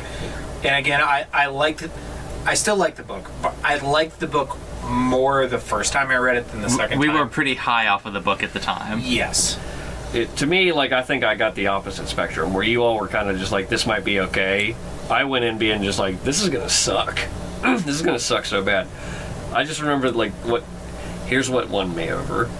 At least to a degree where I'm just like, I don't think this is that bad. The effects are horrible. Yeah. The effects in this movie have aged very poorly. Terribly. But there's just something about a vampire throwing a horse that just made me laugh so hard. That is my Koontz. That entire scene is my Koontz. It's just so funny. My Koontz is they made Mary Todd Lincoln too hot. I'm like, historically inaccurate. She was thick. I forgot she existed since Scott Pilgrim. I legitimately forgot she was an actress. Okay, so real quick, since we're talking, Mary Elizabeth Winstead. I believe that's right. Scott Pilgrim, the film and the comic series, is one of my favorites. And I love Ramona Flowers. She, to me, is like one of the coolest female movie characters. One of the coolest movie characters out there. So after watching that movie, I thought that Mary Elizabeth Winstead was just so cool. And then I heard that she was going to play Huntress. And I was like, oh, yes, the girl who played Ramona Flowers is going to be Huntress. He's literally creaming himself. I'm creaming myself. And then I watched Birds of Prey. Oh. And like, okay, maybe... It's probably my least favorite DC movie. It is my least favorite DC movie. Wonder Woman 1984, those are the contenders. So for me, Wonder Woman 1984 is better because at least you get like some enjoyable chemistry between Gal Gadot and Chris Pine. And you also get to see her like lasso lightning. Yeah. So, but like, what about Birds of Prey? Like a couple scenes with Ewan McGregor, and that's really it. Do you want me to tell you why Twitter tells me it's good? I don't care what. Strong female characters, and I'm like, yeah. I'm like, listen, it's 2022. You don't get to use that as an excuse anymore. So here's the thing. I was one of my. I'm not a big Harley Quinn fan, but I was also super disappointed with that movie because I was such a big fan of hers from Scott Pilgrim, and I love Huntress. I think she's a great character, but then I felt like her portrayal of Huntress was so wooden and just awkward, and it felt out of place. Most of the performances in that movie were wooden and awkward.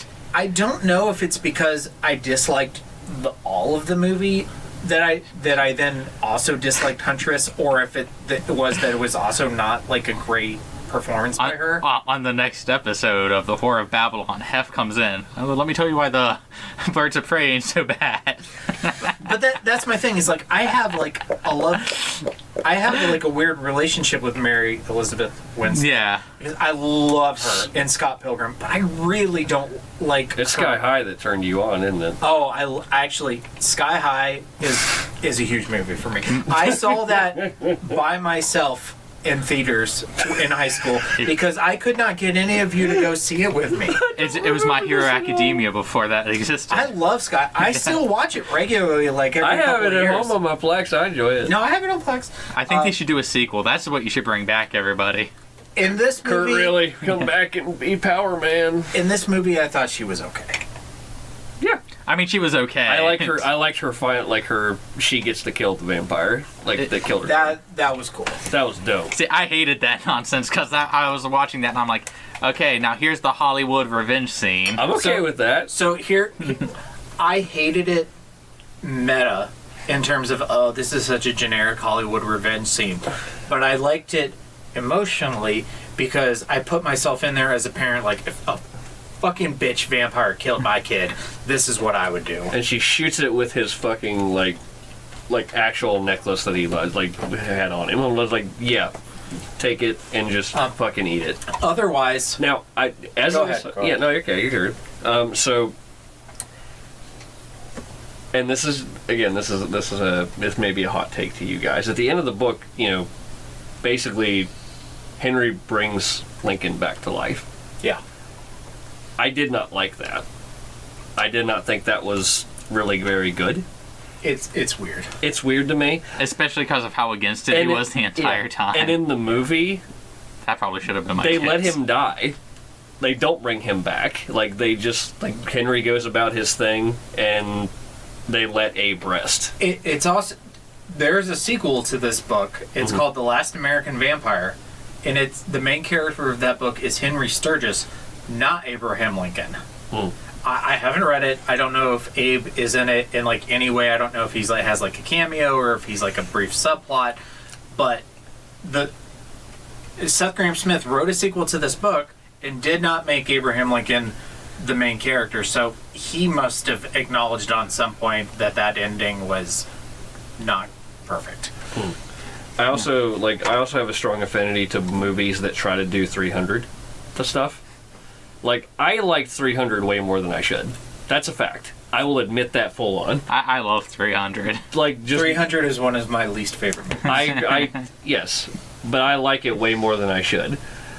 And the action sequences were very much kind of in reminiscence to me of 300. Everything I know about Persians, there's that jumping in and out, the slow-mo. To me, it hit a lot of sweet spots for me.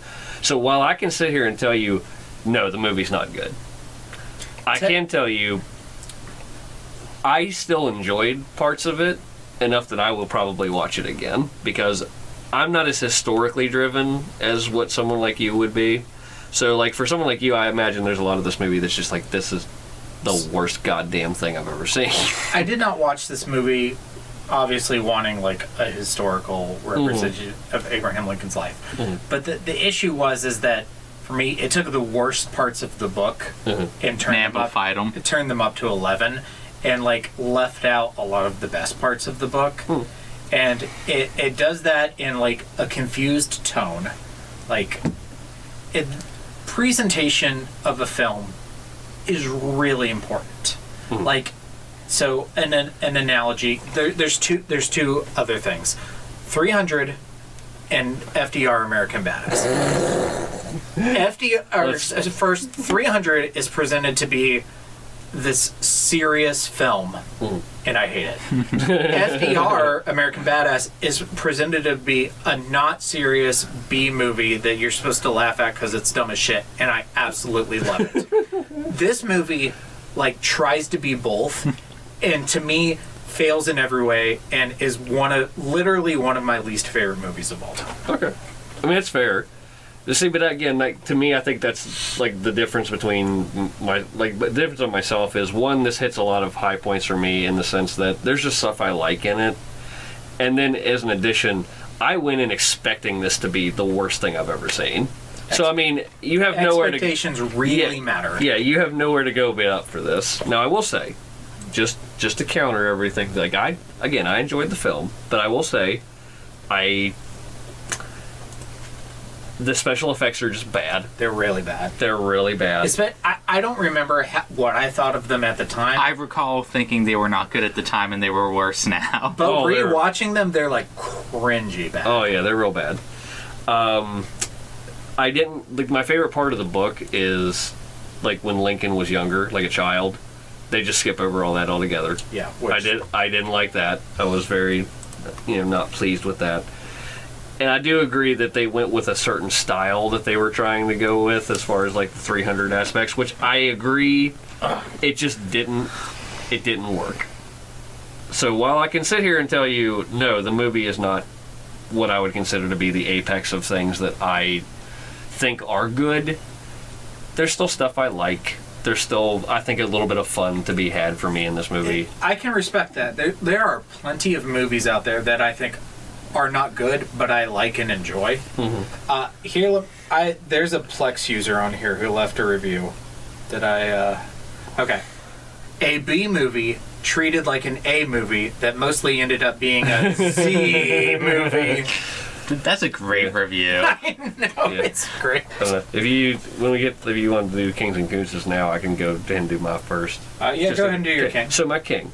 And then I did enjoy a little the camaraderie between the characters. Mm-hmm. I thought that was actually not well done in this movie, but there's a friendship there. Yeah, I mean between Abe and Will and Josh and Speed. Yeah. Which, by the way, to me, whenever they get to the last scene and they get to the train, I thought that was going to be very one-dimensional and be all Speed betrayed them. And then I was watching it and I forgot all of this. I'm oh, it's so stupid that they make Speed betray him. And then it's oh, no, wait, it was a plot. That was a little clever. Yeah, and then, even the train itself, there's rocks in it. Yeah, the train's a decoy, yeah. Speed is a decoy. Always have a backup plan. Yeah, which I was just and that's another thing that bothered me in this movie, I can give it credit for that. Yeah, that's another thing that bothered me in this movie is just the I don't know when I'm supposed to use vampire strength thing. I can hold up a train, and yet I can still get my head chopped off by this random little white boy that comes in and It has silver on it. Right. It's got silver on it, though. All right.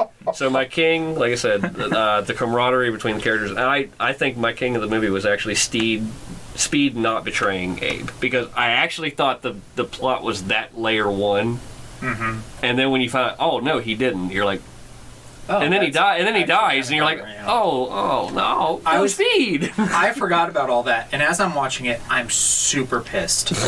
Yeah, same. Legitimately, they were lifelong best friends, and I was like, that's like Chewbacca betraying Han Solo. This is fucking bullshit. I'm so mad, and then I'm like, oh, okay, the movie tricked me. It's a little clever. Good job. Yeah, it was a little clever. Matt Koontz was it's not a great it's not even a good retelling of what it's based off of, historically or even based on the novel. It's a bad adaptation. It is a bad adaptation, and I even actually have here special effects are cringe. Okay, Daniel, before you and I do our Kings and our Koontzes, what are your general thoughts on this movie? I think it is a poorly made film. There's a lot of editing that I questioned watching it. I thought I was going to get out of watching this movie. I'm going to be honest. I was like, oh, Ryan only got 26 minutes in. Maybe I won't have to do this. So the first thing I did when I woke up today was like, hey, Ryan, did you finish it? And he was like, yes. I was like, fuck. So I went right to place and I watched it. I made myself... Okay, so peek behind the curtain. I started watching this morning, made it 26 minutes in, couldn't fucking do it anymore, turned it off, and I was like, no, I can't review a movie if the last time I saw it was 12 years ago. I thought we were just going to not do it. No, I was like, fuck it. Let's watch it. I swear, I'm never going to watch this movie again. So I made myself sit through the rest of it. But yeah, okay, continue with your... So I sit there and I'm like, so now I have to do this. So I literally did it right before coming over here. Okay. At 3 times speed. No, I woke up at like 6, so I had plenty of time to do it. This movie is really painful and cringy for me to watch. Both because it's a bad adaptation of the book and because it's a poorly made film. It's not, like I said earlier, it's not... because it's based on a novel, I can't enjoy it like I do FDR American Badass. But it's also just... it's not as funny. Like, no movie is as funny as FDR. It's like trying to be as funny as Carl Girl of Cthulhu. Yeah. I feel like if this movie wanted to be fun for me, it had to go even further into the absurd. Right. If this movie was not based on a novel, and or at least I had not read that novel, and if it leaned even harder into being absurd, then maybe I would enjoy it. But because it is based on a novel, which I read before the movie came out and really enjoyed, my perspective would not allow me to enjoy this movie. I can definitely understand what you're saying, where expectations really, really matter. We like to talk about movies being technically good and technically bad, but the truth is, generally, if we enjoy a movie or not, it really comes down to our emotions at the time we're watching it and our expectations and our perspectives on this movie. I dreaded trying to watch this movie. I use this as an example every time. I watched it for the first time last night. That was your first time? First time. I'd never seen it. I was putting this off for as long as possible because I just thought I was going to be just that fucking, like, God, this is going to be an hour and 45 minutes of fucking hell. Because Ryan and I, and this is one of the reasons we didn't release Blackened Teeth, is we strive to not make people feel bad about what they enjoy. Yeah, and like, if you like this movie... Like I said, I can understand perspectives where you like this movie. I've said on previous episodes, Daniel just said, I don't want to make people feel bad for liking the things they like. I spent my entire middle school and high school arguing with people about the Star Wars prequel movies. And I have been made to feel bad about liking those movies my entire life, and I don't want to do that to other people. But that doesn't change the fact that I hate this movie. For our modern example, Ryan and I both like Batman v Superman. Yeah, which has even lower ratings than this does on Rotten Tomatoes. That's surprising to me. It has like a 20% critic rating. That's absurd to me. It's supposedly like real low, like criminally low. I hate going to Rotten Tomatoes, but I'm doing it. Do it. I mean, you're not going to be happy with your result. The audience rating is a lot better, mostly because of fans like me and Ryan taking the time to go there and go, no, you guys are wrong. We specifically went and saw it a second time just to give it more money. Yeah. Well, see, and interestingly, like, for that, to me, like, just to validate what he was saying, I think this movie sucks. That's fine. A lot of people think this movie sucks, but Ryan and I landed on the camp of 29%. Yeah, but the audience is 63, which is still a failing grade. I hate that they do that. Like, it's like, what's even the point? Because 90% of the time, the audience score is way higher anyway. Yeah. And really, it's just like, so who gives a fuck about that? Ryan and I both came back from really hard the Batman. I tried really hard to like this movie. We liked Batman v Superman more. Yeah. So we're used to having opinions that people don't agree with. See, and I'm usually all about, like, Zack Snyder, like, whining about existentialism. Like, I try really hard to like that. I will preach this until the day I die, I think his version of Justice League, despite being 4 hours long and having one or two really super weird scenes that should be cut, is a fucking masterpiece, and I'm so surprised. I still haven't watched it. It's 4 hours long. I can't expect anyone to just sit down. I have started that. I can't tell you how many times, and I always stop at like 20 or 30 minutes in because something else comes up. I don't want to watch it multiple sittings, which most of the time when I watch a movie, I watch it in multiple sittings, and I don't want to do that for Justice League, so it's so hard. We'll set it. Well, how about we do it as like a day before like The Flash comes out? Sure. So, if it ever comes out, that's the thing. Okay. Get three pizzas. Yeah. A carton of cigarettes. Oh, I will buy us a case of beer. What? Hold on, let me get another beer. Daniel, your king. It wasn't as long as I remember. Okay.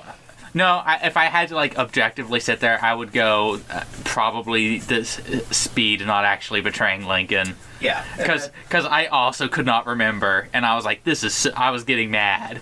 I got the chocolate one on accident. Oh, I'll take that one for you. It says Hershey. Hey, Hef, can you go grab it? I can. I love these things. Go for it. It's yours. Oh, God, it's so gross.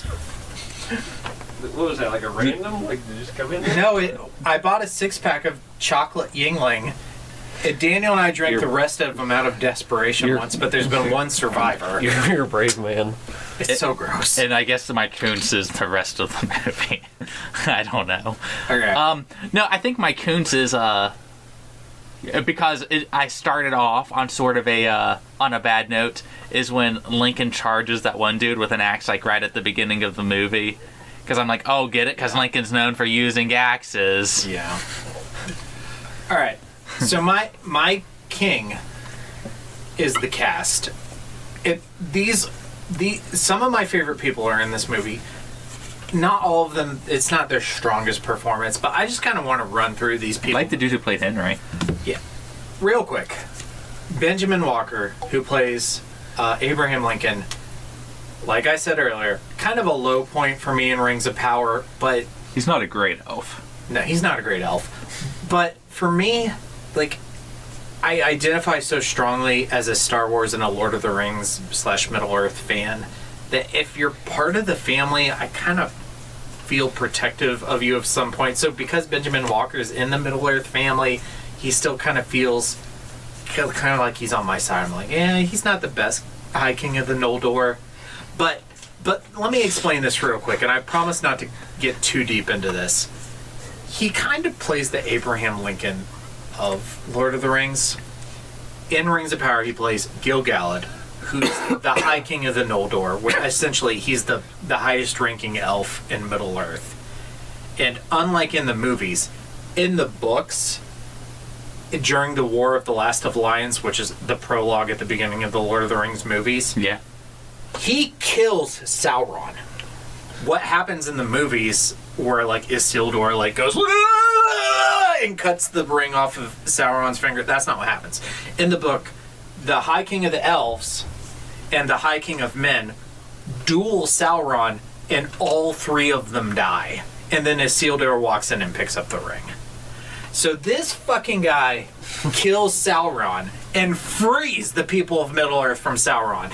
And he plays Abraham Lincoln, who frees the slaves. So he kind of... okay. All right. Dominic Cooper, who plays Henry Sturgis. Henry fucking Stark from the MCU. My guy. Anthony Mackie, the Falcon. The Falcon. I'm sorry. He's not the Falcon. He's Captain fucking America. He's Captain fucking America. Mary Elizabeth Winstead. Ramona fucking Flowers. Rufus Sewell. He's fucking Count Adamar. Count Adamar from the A Knight's Tale. One of my favorite movies. So good. And he's a good villain in We're that not movie. even... Yeah. I think he was a good villain.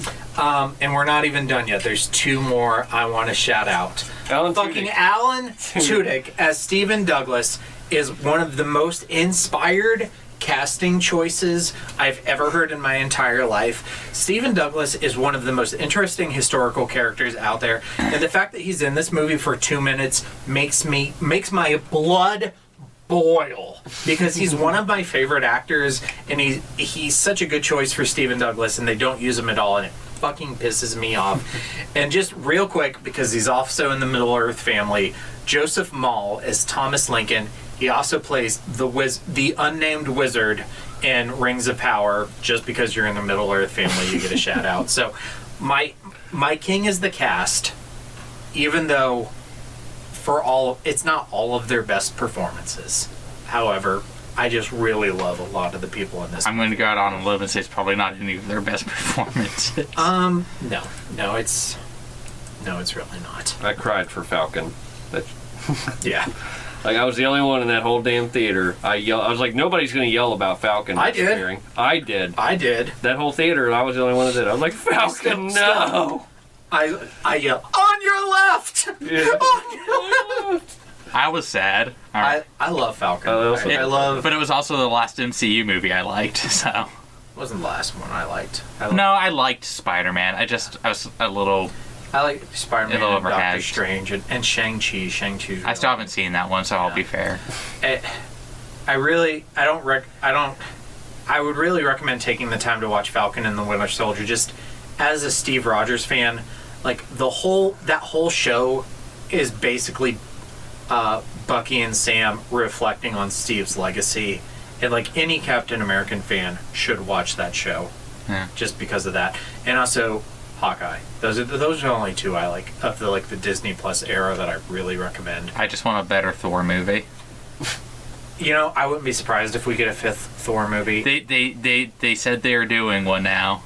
There's no way it can't be worse than Love and apparently Taika Waititi is not going to do it, and I was like, yes. I've begun to really dislike that man. I know. He was my least favorite part of Lightyear.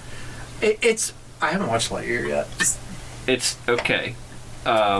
It has a really good premise, but not a great execution. Here's the thing about Lightyear is I don't want to watch it. Yeah. I'm not interested. Yeah. But the thing is, like, I've seen literally every Pixar movie except for Lightyear and Cars 3, which ties into our discussion here, because the two angriest times I've ever been at a movie, walking out of a movie, were Abraham Lincoln Vampire Hunter and Cars 2.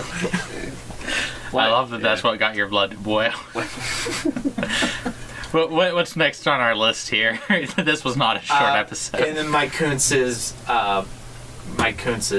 just the movie. Yeah, the whole movie. All right, we got to rank real quick. Oh, we're ranking the movie? Yeah, should we not? Might as well, I guess. Yeah, okay. Hef, your list. So... This is number one now. Yeah. Get out. Get out.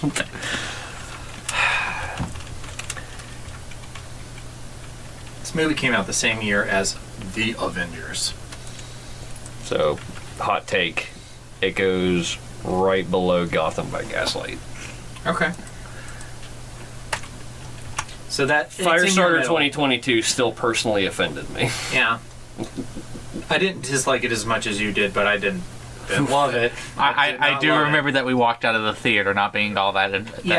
We weren't livid, but we were like. It wasn't me after Prometheus, but I was disappointed. We should do an episode on Prometheus, because that's where I get to have a hot take that pisses you off. Yeah. Okay, Daniel. No, you did. Okay, so I already ranked mine. It's third from the bottom. I wanted to put this movie at the literal bottom because it's literally one of my least favorite movies of all time. I couldn't put it below Roar because in Roar, people and animals are literally hurt. And I also didn't put it below the Dollar Baby, all that you love was carried away, will be carried away, because because it is. If you've seen that, you know why. Okay. Other than that, it's my bottom. Daniel. I also wanted to put it below Roar, but the only person that this movie hurt was me. Yeah. It's also my third from the bottom. Okay. Yeah. I think there's some stuff in Horns that I find redeeming. Horns had some enjoyable parts.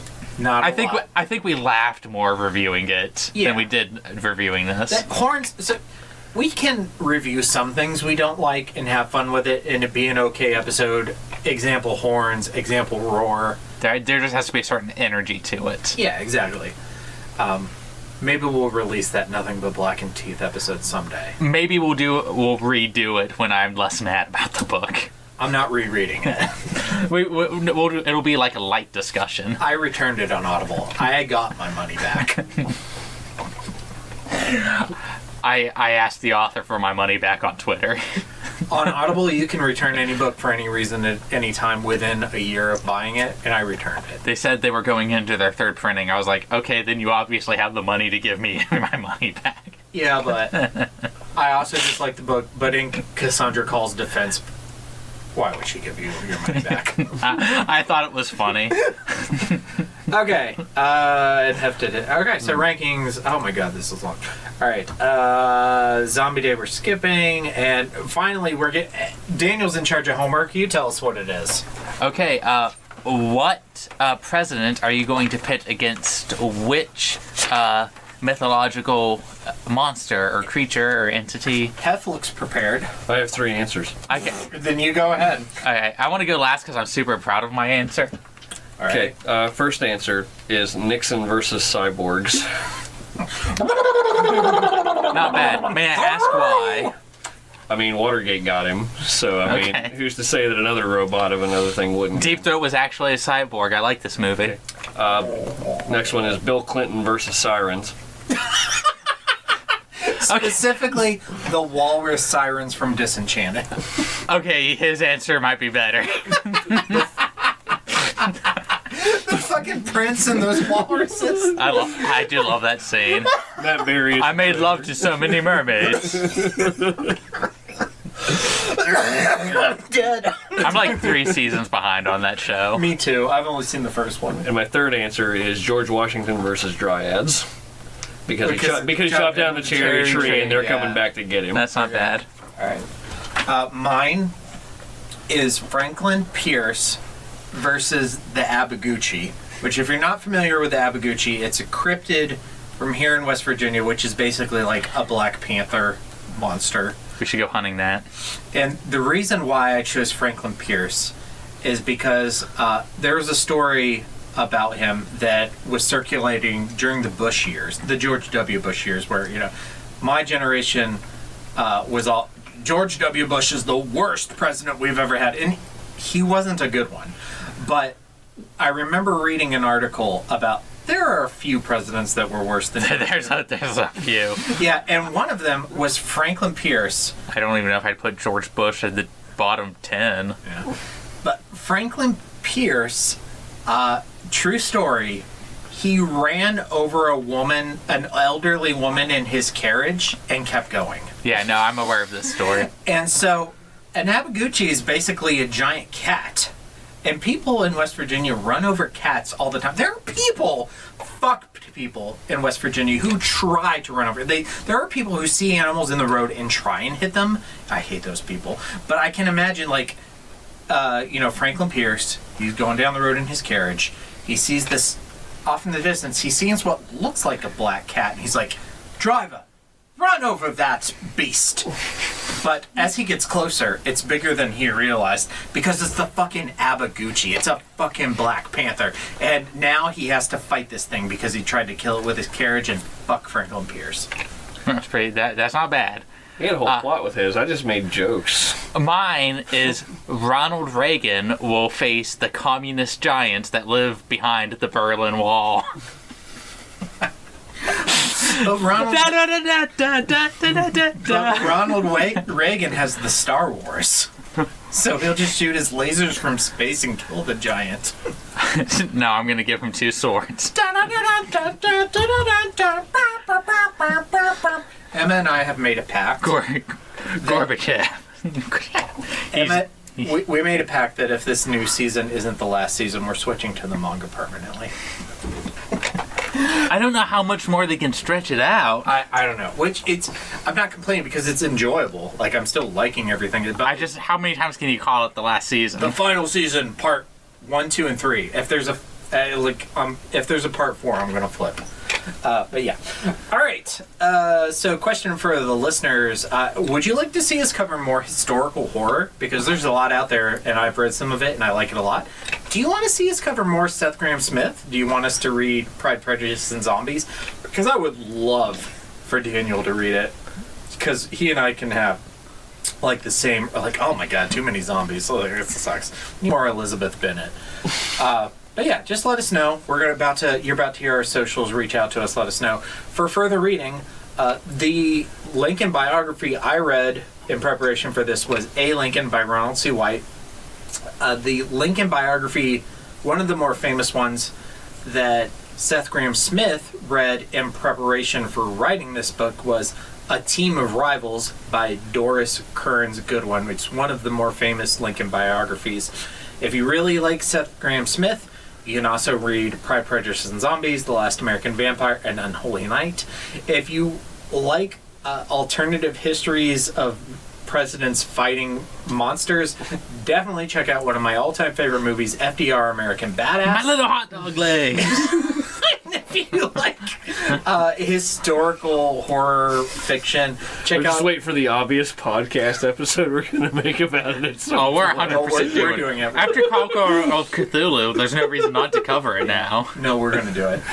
If you like historical horror fiction, check out The Hunger by Omakatsu. It's an alternative history of the Donner Party involving werewolves. Really good book.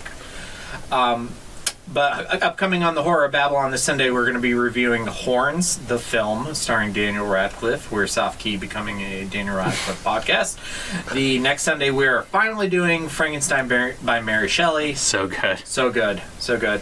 And then the next Sunday, we are going to do the first 2 adaptations of that, which is Thomas Edison's 1910 Frankenstein and the 1931 Frankenstein starring Boris Karloff, the legend.